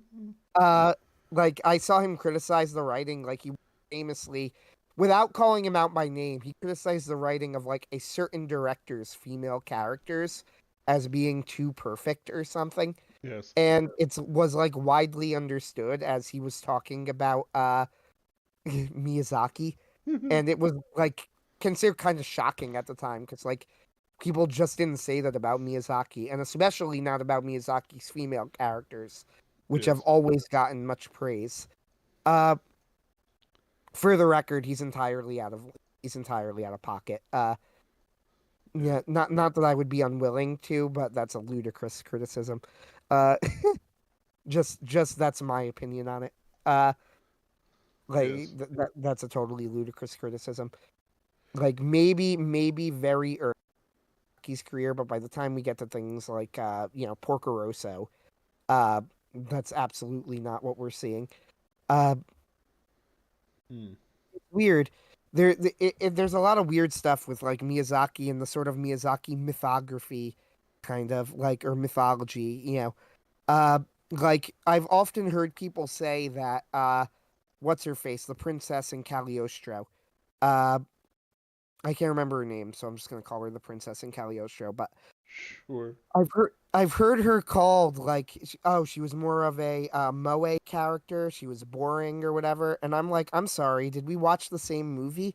Right. Like we're introduced to her fleeing the villains in a car chase, right? Like later in the film, she throws herself in front of Lupin's body while they're firing at him with machine guns. You know, Right. I'm like that's not this character at all. And it's like it's so weird. If anything, the problem, which is correctly a criticism of the movie, although a minor one, is the portrayal of Fujiko. which is like the one element of Cagliostro that didn't really carry over into the wider Lupin verse, is that he completely desexualized Fujiko. Yes. And it's not that Miyazaki is incapable of doing characters of that type successfully. He uses that character archetype to great effect in Porco Rosso. He just wasn't willing to in Cagliostro, for whatever reason. Maybe he Yeah. was too immature of a director at the time. Uh, And there's a, it's not like there.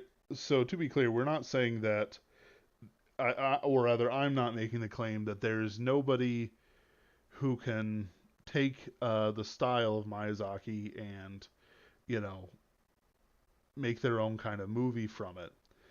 It's just that if you were to lay claim to some sort of straight line of inheritors, like if you were to say to look at manga, the guy who did Dragon Ball trained the guy who did One Piece, who trained the guy who did Fairy Tail, who trained the girl who did Yankee Tune to Megane Chan, who she had one, and I can't remember the chain now because I think the one after that was pretty bad. Uh, and then you also have Tsutomu Nihei, who trained the woman who did Dorohedoro, and like I'm sort of talking about direct, sort of succession. Um, that you can sort of lay claim to that there's a clear style that's kept. Uh, there's a few that I really enjoy, like Masaki Yuasa. The Night is Short, Walk On Girl is one of my favorite animated movies of all time. I rewatch it regularly, actually. Uh, he also worked on things like Space Dandy. He even worked with Ghibli on a few. Japan Sinks, Keep Your Hand Off Isaacin as the writer. I was Uh, about to say he did something I remember being a big fan of, and I couldn't remember what it was. it was I Keep think it Your might Hands have Off been Isaacin. Isaacin. Yeah. Yeah. He also did Kaiba, which is very famous. So it's not like these guys just. Tatami Matt Galaxy is also one of my favorites. Ping Pong the animation. So it's not Oh, like these so yeah, guys. he did do King Kong the animation, which is one of the ugliest things I've ever seen. I hate it. Uh, It's I, pretty I'm amazing. I am aware that I am very, very, very minor. Everybody adores King Kong the animation. Yeah, I could not get past how ugly it was. that's the I, point. I, I hated every That's the moment of it. point, Anthony. I, It's I part know. of it. I couldn't do it. On But the other hand, though, yeah, Aizauken was very good. yes. So yeah. And it's clear that he looks up to Miyazaki through just what Isaacin talks about. So it's not like he leaves no inheritors. But the thing is that we're not talking about general people from a distance. We are talking about I am handing you my world for you to work on. It just doesn't exist. Uh, so then you have, and it's very clear that Mahito could have taken it wherever he wanted, right? Like he could build the thing however he wanted, but the purpose was to build a world Yeah, without and I malice. wonder too if that's part of the answer, that he's not directly handed it on, but that world that he created is going to influence so many other things. Could influence the way Mahito goes, and what Mahito does will influence other people, right? Yes, Like, and that's essentially what Miyazaki's real influence is. In a sense, Miyazaki never really needed, important as it was to him at the time, Miyazaki never really needed that direct influence, right? yes, Uh, he never needed it because the entire world was influenced by what he did. All of animation was completely irrevocably changed. John Lasseter is a massive Miyazaki fanboy, right? yep, John Lasseter is a genius in his own right. yep, Now, I don't know if Lassiter, I've heard that, like, if in his personal life, I don't know what he was. What I do know is that they came up with some sort of excuse because he wasn't towing the company line to oust him, and that's when Disney Animation started dying. Uh, and when he left Pixar, that's when Pixar started dying. Lassiter, I think, is actually underrated, weirdly enough, by people. I feel like he doesn't get enough credit for being as much of an innovator as he is. Uh, he's the closest thing that we have in the modern day to an American Miyazaki. In actuality, the closest thing we have to an American Miyazaki would have been Walt Disney at the time. But I would even say then that Miyazaki was a Japanese Walt Disney. he was, although there's also what's his face, Astro Boy guy. Uh, Yes. that's another very strong pick for that role, Mm. in Japanese animation. But Miyazaki's up there, right? Mm. And the closest thing that we have in America is Lasseter, and Lasseter is influenced heavily by Miyazaki. Very openly a Miyazaki fanboy. He's talked about it, right? Yep. Uh, like, and that's the thing. All of Japanese animation is influenced by Miyazaki. And Miyazaki definitely resents where Japanese animation has gone. Like he's not he is deeply unhappy with the direction of Japanese animation. He's very open about this, Mm. right? Like he's just not satisfied. Of course, he also doesn't follow it very closely, which he admits. Uh, but just I think in the trends that he sees, he really that's why he famously said he thinks that the industry is run by otaku. He thinks it's run by people who don't understand people, right? And in a very real sense, he is right. Right? A lot of the most popular things, Sword Art Online is a really good example. I know that there's been a bit of a critical and resurgence of Sword Art Online, especially in like the right-wing community. I've seen people go to bat for it. I am not willing Why? to do that. I know. I am not willing to do that. Uh It's dumb. It was never a good show. It was always bad. Uh, yeah. And that's actually a really good example of like anime made by otaku. The interactions between the characters in that show don't ring true, right? Mm-hmm.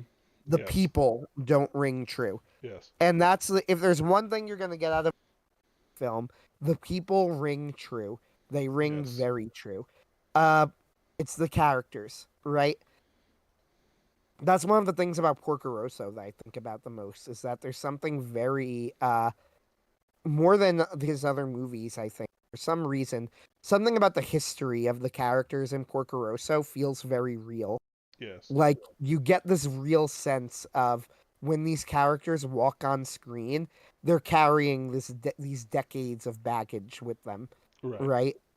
Like and it feels very real. You could feel it all, And Miyazaki is very good at that. Yeah. You also get it in one of the most brilliant parts of Princess Mononoke. Uh, Princess Mononoke is one of the reasons I consider it one of the three masterpieces. Is that a lot of the things that people look at as flaws are only visible in subtext, that you need to be an absolute master at observing human nature to have put there as intentionally as he did. I'm Yep. thinking of Irontown, if you know what I'm talking about, I right? do. Like one of the yeah, so you know exactly what I'm talking about. This is where people will criticize it, in my opinion, incorrect. They'll go, it's a very anti-male film, and I think that that misses the subtext of Irontown. Yep. The entire point of Irontown is that something is subtly wrong about it, right? Like the Yes. entire place is off just a little bit, and but it's noticeable, right? Mm-hmm.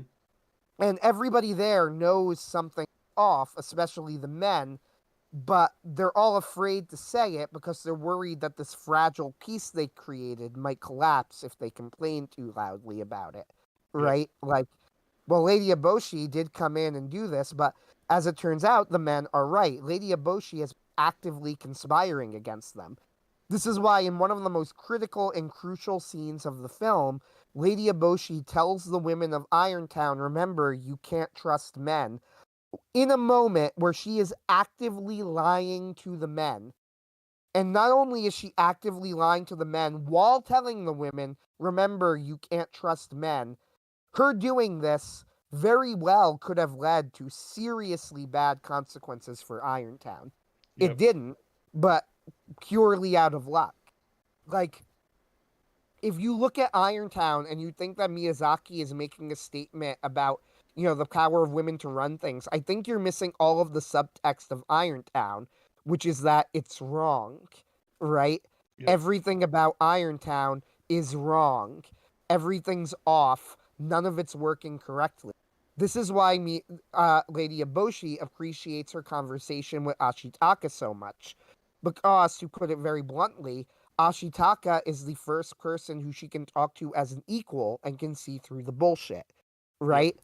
That's why Ashitaka walks up. The first thing he says is not see with eyes unclouded by hate. It's just see with eyes unclouded.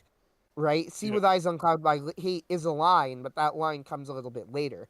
It says you need to see with eyes unclouded. In other words, you need to see what's really going on here, and he does.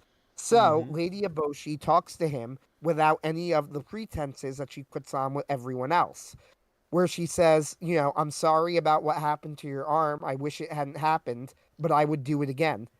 Right? Yes. And she's like, I would do it again. And she asks Ashitaka about it, and Ashitaka very calmly says to her, you see his arm ripple because he's so angry. And he says, if I thought it would help me, I would kill you right now and I wouldn't sleep over it. Something along those lines. Yes. Right? Like, I'm paraphrasing. He's like, but I don't think it will. So I'm not going to.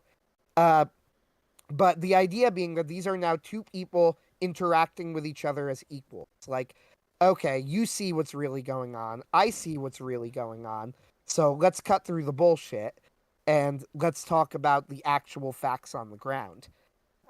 This is something that a master of analyzing human nature needs to get in order to add in all of the nuance to this movie, right? Like Right. the average creator, like to be frank, I am not making some sort of claim that I would not, that I think I'm in this category.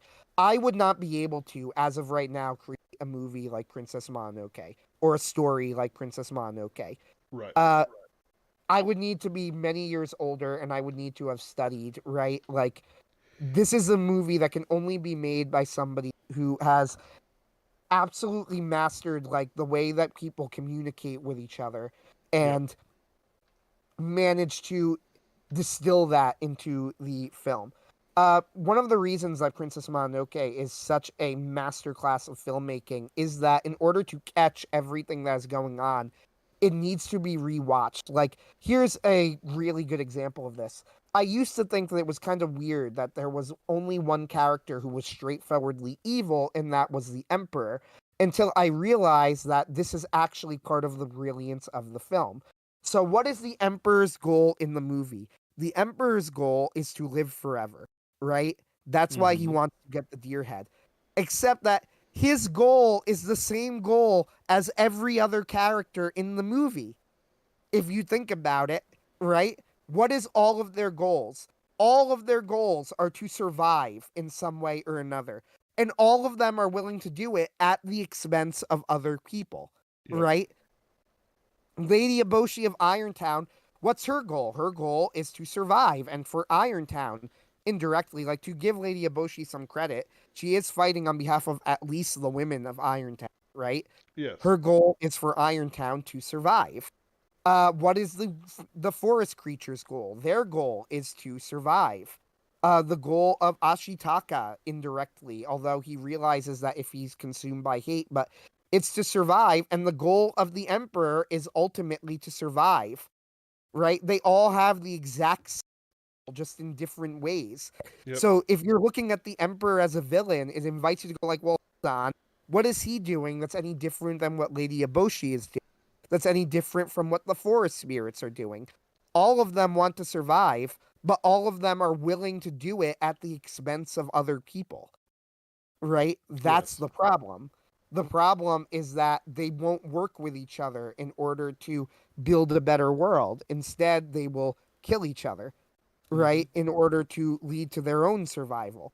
It's all so the real enemy of the story is death, right? And that's why the forest spirit himself represents life. So you have the foolishness of saying that we're going to kill the god of the life of the forest in order to live. Like, Mm-hmm. that's, it's foolish. So it's a brilliant movie. Now, is there anybody making things with that sort of subtlety, that sort of genius today outside of Hayao Miyazaki? No. No. Like, straightforwardly.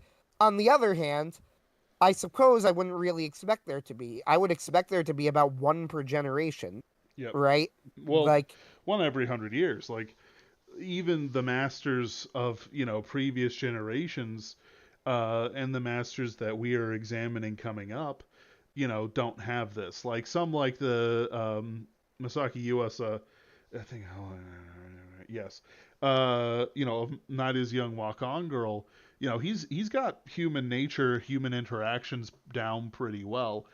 But at the same time, he tends to keep things in real life quite a bit. And when he makes children's movies, like Lou Over the Wall, which I kind of enjoyed, but it wasn't that great, uh, which there's a certain theater where I was the last person to walk in before COVID shut everything down. Like literally everyone was already like huddling in place, and it's like, oh, this is our last night, last showing. I'm like, ah. Um, um, it was great. Like I was walking through one of the party areas of St. Louis, and nobody was around, no cars, no people. I just kind of walked around. It was interesting, but so you have people who are going off to do their own things and make their own things, which is good. It's great. But it's very much like if we are interpreting what Miyazaki is saying, he's basically saying, "Oh, you got to go back to your own world. You got to work on your own world." And he'll stay in his. Uh, mhm. and he has Hime, he has Hiriko, and he has Mahito, and others who do inherit that will in its own way. And I don't believe Mahito really represents anyone specific. Just he is of the character. Well, the movie is sometimes even called, and I think Toshio Suzuki has called it like semi-autobiographical. Like Right. Mahito's childhood is very Miyazaki-esque, shall we say. So Right. there is a sense in which it's almost old Miyazaki talking to young Miyazaki, Yeah. which is kind of fascinating. But it's I don't think, how do I want to put it? Like he's certainly doing that. Like there's layers to this, but I think what I've said is the main spine of the arguments. I think also that there's a direct connection between books like Phantastes. For those who don't know, Phantastes is a novel by George MacDonald that is about a man, Anodos, walking through fairyland and having many and varied adventures. It can be read as just Anodos's adventures through fairyland. Oh, how weird! Oh, how wonderful! But also, you can see that George MacDonald, who was a very spiritual man, even if he was a universalist, he was a very spiritual man, and he worked as a pastor. There's no way that he would not have meaning put into it. Uh, that the entertainment that you get from it is very much the primary. I want to bring this back to How Do You Live as well. The entertainment is primary in Boy and the Heron. It's just that, like say with Porco Rosso, there's meaning under the surface, but the entertainment is there's a very thick skin between the entertainment and the meaning. But for Boy and the Heron, it's very thin skinned. That's Yeah, I why get what you mean. Yeah. yeah. So you have Anados having various adventures through fairyland. He harms some people, he helps some people. He falls out of fairyland and into fairyland. He meets people on the border of fairyland who can see through a special window into fairyland. He meets a knight who's fighting this was it's not an oak tree, elm tree. He's deceived by some, helped by others. Like it's very in depth, and it demands sort of examination. John C. Wright calls it a metaphysical romance, and I agree with him. It's not about his romantic processes with any particular person, even though he does have a specific romantic ideal in mind in the Marble Woman, who happens to be the wife of the knight he saves and is saved by. Well, no, he never actually saves the knight. Excuse me. Uh, and it's but he never that's never fulfilled. His love in the end is pining away, and he has to accept that she loves another man more, even though she does love him in her own way. Um, it's more. It's not. She didn't just friend zone him. Is what I'm trying to say. But the night is prime in her mind because he Keep did talking. I'm going to use the bathroom, but I will be listening to gross. the YouTube channel. I know. I'm sorry, but I do need to use the restroom. So you also have Anados. It's implied that Anados' mother is dead. His father is dead, and that's the first inciting incident besides his 21st birthday, the year of his majority, where he meets his fairy grandmother, and she lets him say, go into adventure in fairyland. So it's not even that there's an inciting incident. The inciting incident is he's going through his dad's old stuff, finds an ancient, hidden drawer, pulls it out, and his fairy grandmother, not godmother, she is explicitly some great great great grandmother, perhaps his next grandmother. And she tells him, "Yeah, you can have an adventure in fairyland if that's what you want." And so at the end of Fantastes, he dies. He's killed by a cult. He strangles a wolf to death that the cult has been feeding people to. And the night friend who he's been traveling with kills him for it, drives them away. But he kills the wolf. So, like, when he dies, he observes his own funeral in kind of a spirit state, is absorbed into a flower. The flower spits out his spirit, and then he comes back to his own time. Now, this is where it gets really wacky. Time has passed inside his house, right? In his home. Uh 1-to-1 ratio. In other words, his family freaked out because he disappeared. Right? They thought he was dead. And he was, but he comes to them alive, physical embodied, and he can't really go back to fairyland again, and he writes down his experiences. So what does that mean? What does it mean? It's a very difficult book, and it's very entertaining in some ways, and it's very hard in the other one. In others, like there's very clearly messages against cynicism that's shared by both How Do You Live and Fantastes. There's similar sort of themes of traveling through a forest with both helpers and enemies. Um, the Miyazaki is tapping into a very ancient mode.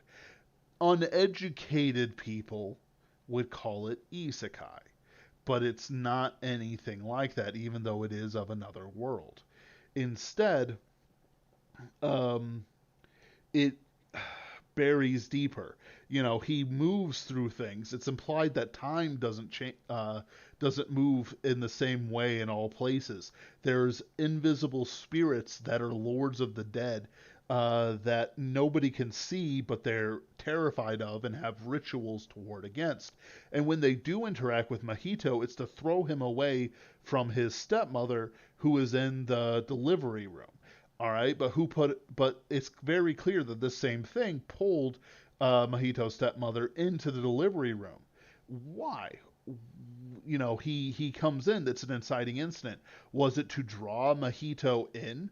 But it can't be that, because in the delivery room they throw Mahito back out into the corridors with the parakeets. So in other words, there's a purpose for Mahito's stepmother to be in uh, in the delivery room itself. She serves a purpose within the greater world, within the greater story.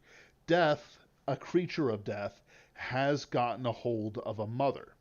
Now, I don't think Miyazaki has read The Nightlands by William Hope Hodgson or Awaken the Nightland by John C. Wright, but there's something to it, right? You can't look at it and go, that's certainly something. Like it demands to have a meaning to it. Is it that Nahiko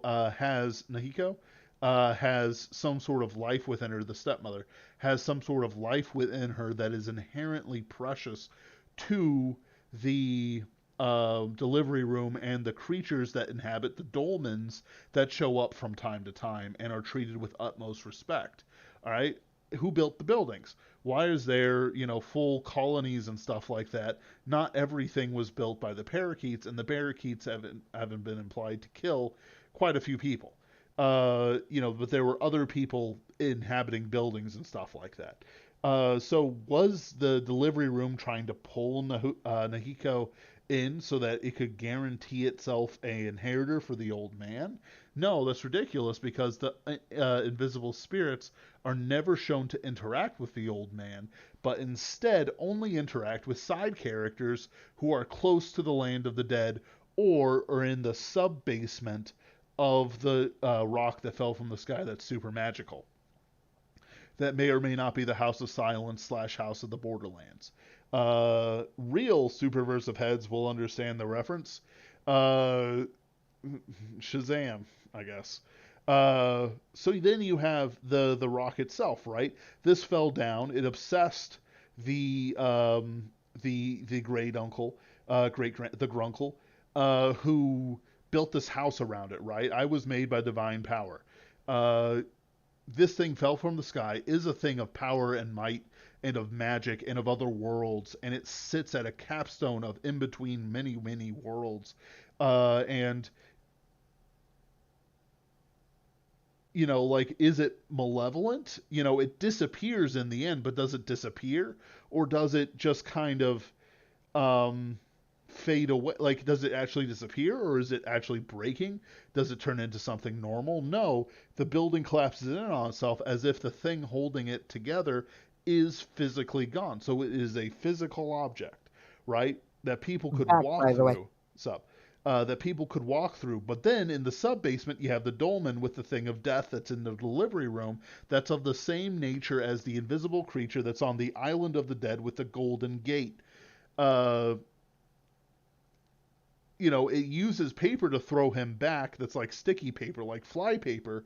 So at the same time, it's keeping him there, but it's also like keeping him from Nahiko. And Hime cannot enter in, and when she interacts with it, it knocks her unconscious and she's captured by the parakeets.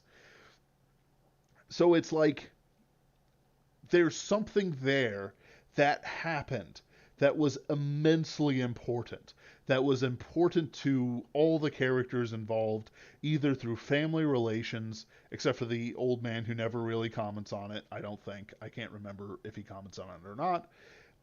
If he did, he just kind of ignored it for a minute. Uh, like, what does it mean? Like, why did these things happen? Why were these specific choices made? Why is there an invisible dolmen death creature that has to be treated in certain rituals? Why was the same dolmen moved to the sub basement of the house in the Borderlands? We'll call it the Grunkle House. Uh, the Grunkle House meteorite that's holding up the house and maybe a portal to another world. Why is the same dolmen there as it was on the island of the dead with the Golden Gate? All right, why is it not just an island of the dead, but rather it's a delivery room? So it switches from death to life. If somebody were to pass through that, would they arrive into the delivery room, or would they fall deeper into death and become like a wara wara or something like Well, that? there's an interesting element here too. The parakeet manages to have significant leverage over Cole, pointing out that Mahito entered the delivery room. Yes. And that Hime brought Mahito to the delivery room. They're like, well, Hime didn't do it, and they're like, yeah, but Hime, right? Right. So the delivery room was not meant for Mahito. It was only meant for, I think, Natsuko, but I'm gonna double Yeah, check that. Natsuko. That's her name. Yeah, it was only meant for Natsuko. Yes.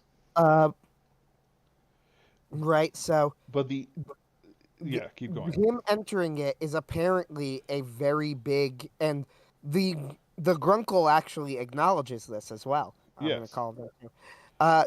He actually acknowledges this as well. He's like, yeah, you have a point. You know, he doesn't even deny it. Yep. And it's like, I saw this, a week and something ago, so it's rough for me who has not quite the memory that other people have. But it's like you look at it, but it's never actually explained why it's important, unless it was, and I'm completely blanking on it because I watched the sub and not the dub. Um, you have what I'm trying to say is that even though it's treated as important, it doesn't have a clear explanation. And it doesn't have something like we're saying about Miyazaki as the old man wanting to pass on something to Mahito, who is a quote unquote inheritor. With um,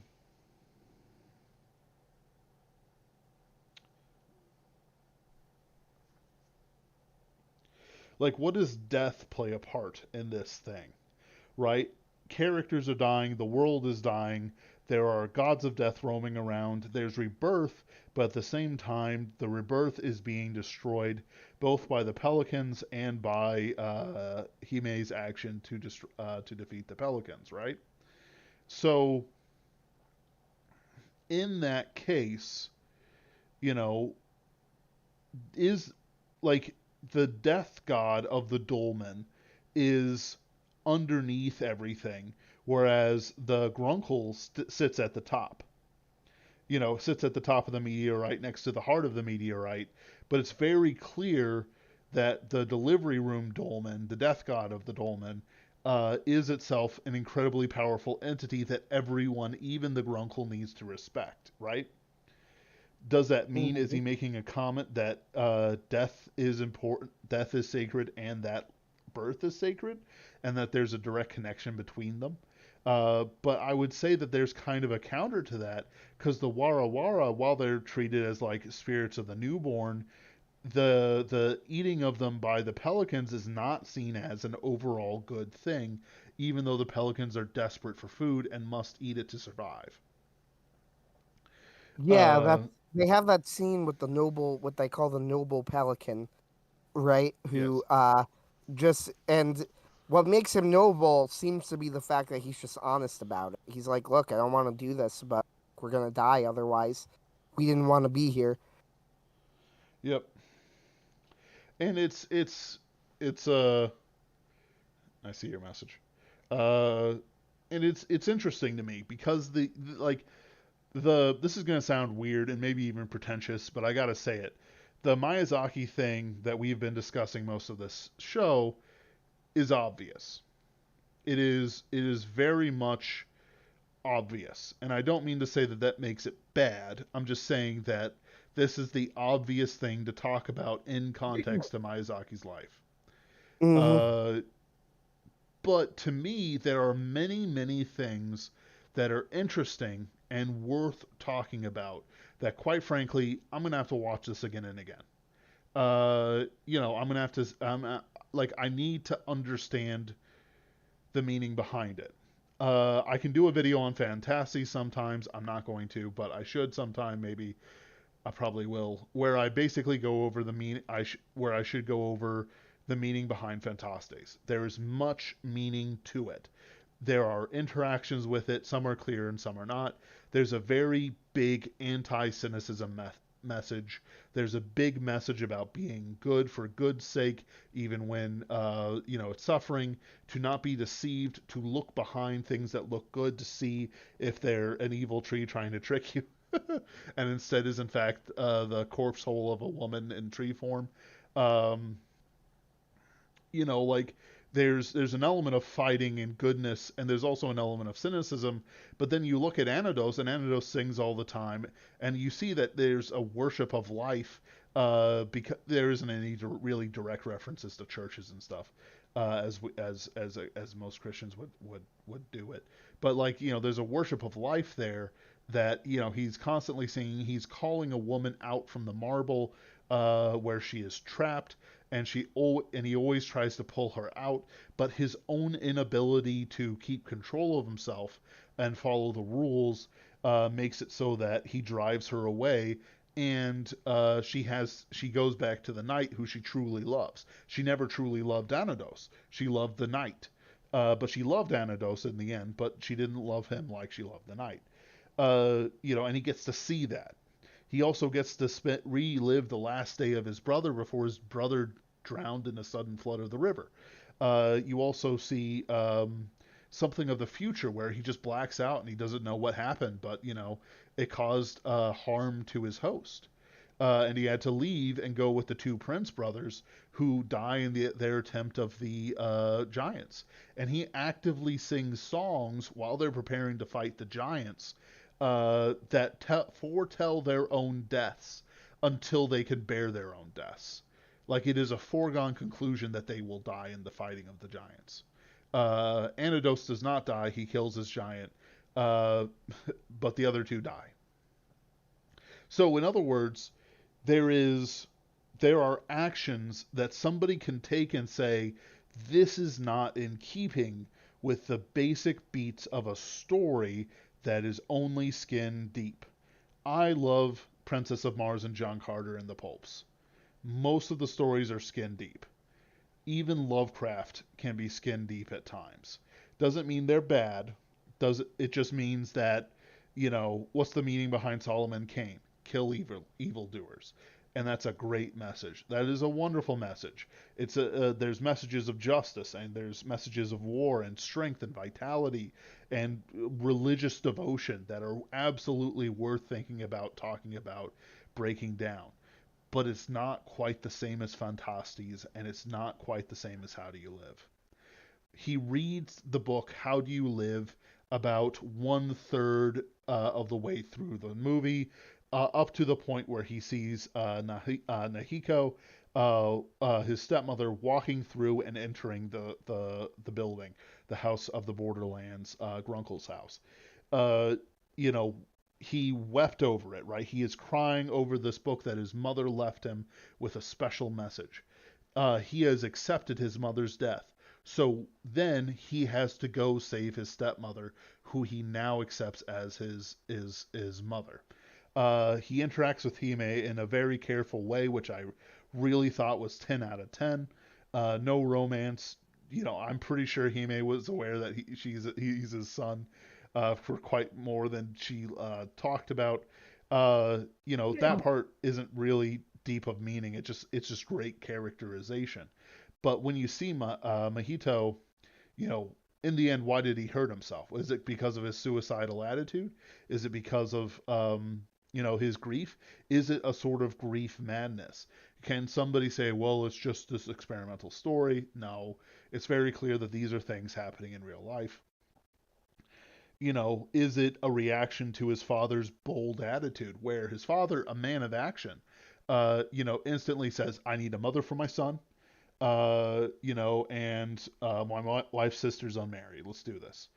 She was nice to me at the funeral or whatever it was. Uh,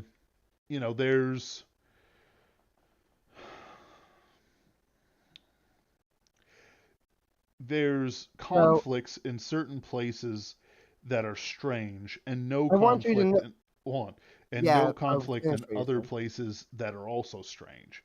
And they seem flip flopped, right? You'd treat the death god of the dolmen like a random event up until it comes back in the delivery room with the same iconography and the same shape of the dolmen, except now there's a delivery bed there. Does that make sense? There's has to be a reason why Miyazaki used the same imagery from one to another. This isn't a cheap production. They don't reuse assets the same way that most places would. So in other Mhm. words, this was specially made for this event, and it was repeated with meaning. Does that mean that there is a direct connection between death and life? I believe that there's a case for that, at least in the logic of the movie. But also, there's the fact that it has power that all the other characters have to respect, to the point where it's clear that it causes chain reactions elsewhere down the line, uh, but doesn't matter also because the world's dying anyway. What were you going to say, Anthony? So there's something interesting about the use of the book How Do You Live in the movie. I'm going off of a YouTube channel. So they were analyzing film theater was unfortunately. So sorry, guy. I would give you credit if I could. Anyway, so he pointed out that in How Do You Live, in the movie How Do You Live, he opens up the book How Do You Live, and what a lot of people don't realize is that the book is not at all like the movie. The book essentially, he Miyazaki picked the name because it shares some themes, and those themes kind of help to inspire the movie, but little right. Right. Uh, Now, when Mahito opens up his copy of the book How Do You Live, he sees a car driving into the country. Like that is very clearly what is portrayed on the page. Now, Yes. this is what happens to Mahito in the film. He leaves from the city, Tokyo, to go to the country, right, where he's living. The problem with this is that this scene never actually appears in the book. At So no hold on. point There's in the an book, actual book that this is based on. sort of, there is a book called How Do You Live? Hmm. By if you remember, Mahito gets a copy of it from his mother in the Yeah, movie. I just thought that that was a uh just a thing. I didn't know it was an actual book. Nope, he it's about a 15-year-old boy, and they share some themes, Yes. but little more than that. The plot wise completely unrelated. That's one of the reasons they said that they changed the English title to The Boy and the Heron, which makes absolutely no sense because it's a book that's not known at all in the United States. Yes. So if you were worried about confusion, you would have changed the title to Japan, but whatever. Yep. Uh, that's stupid and I hate it. Anyway, uh, I hate the title The Boy and the Heron. It's lame. Uh, whatever. Going back to the book though, here is an interesting thing. When Mahito opens it, he sees a drawing driving to the countryside. Now, that is a representation of something that happened to Mahito, right? He was living in Tokyo. They moved to his house in the country to be near his father's factory. Uh, and it happens to be his mother's ancestral home. Uh, However, interestingly enough, this scene never happens in the actual book How Do You Live? The main character, Junichi Honda, or Kaparu, is his nickname after the astronomer Nicholas Copernicus. So Kaparu never moves from the city to the country, never travels from the country. In Yep. fact, he does the opposite. He travels from the country to the city. So the image that is appearing in the book is inaccurate to the book itself, but is accurate as a portrayal of the movie. Yes. Make of that what you will. I don't know what to make of it. Right. Like, so in other words, are you suggesting that perhaps Hime wrote a story of a kind to give to her son after she died because she knows the future and knows that she would Perhaps die in a fire? perhaps it has something to do with the idea of how do you live is supposed to be like you will get out of it what you need no matter what, right? Like, Mm-hmm. so he opens the book and sees it presenting his own, even though, literally speaking, it does not. But Right. It this is what portrays. Mahito, Yeah. yeah. I don't know, but it's a very intentional decision. It sounds like, at least, if what that guy said is correct about it. Uh, Yes. and it makes me wonder. I think that's a good place to stop it. Yep. And that's quite frankly, I have a lot to still think about this movie. Yes. The death god of the dolmen, certain things that the story interacts around, potential inspiration is quite frankly fascinating to me.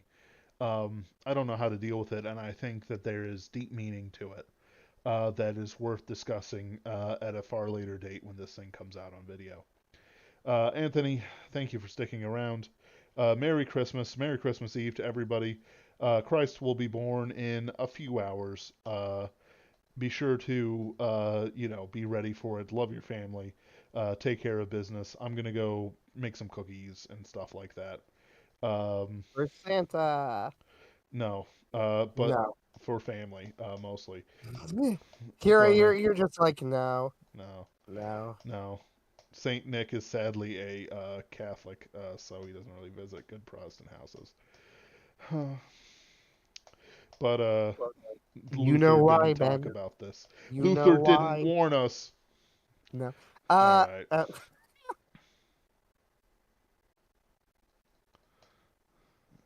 All right. That's a great place to end it. All Merry right. Christmas, everyone. Merry Christmas. Talk to you later, Ben.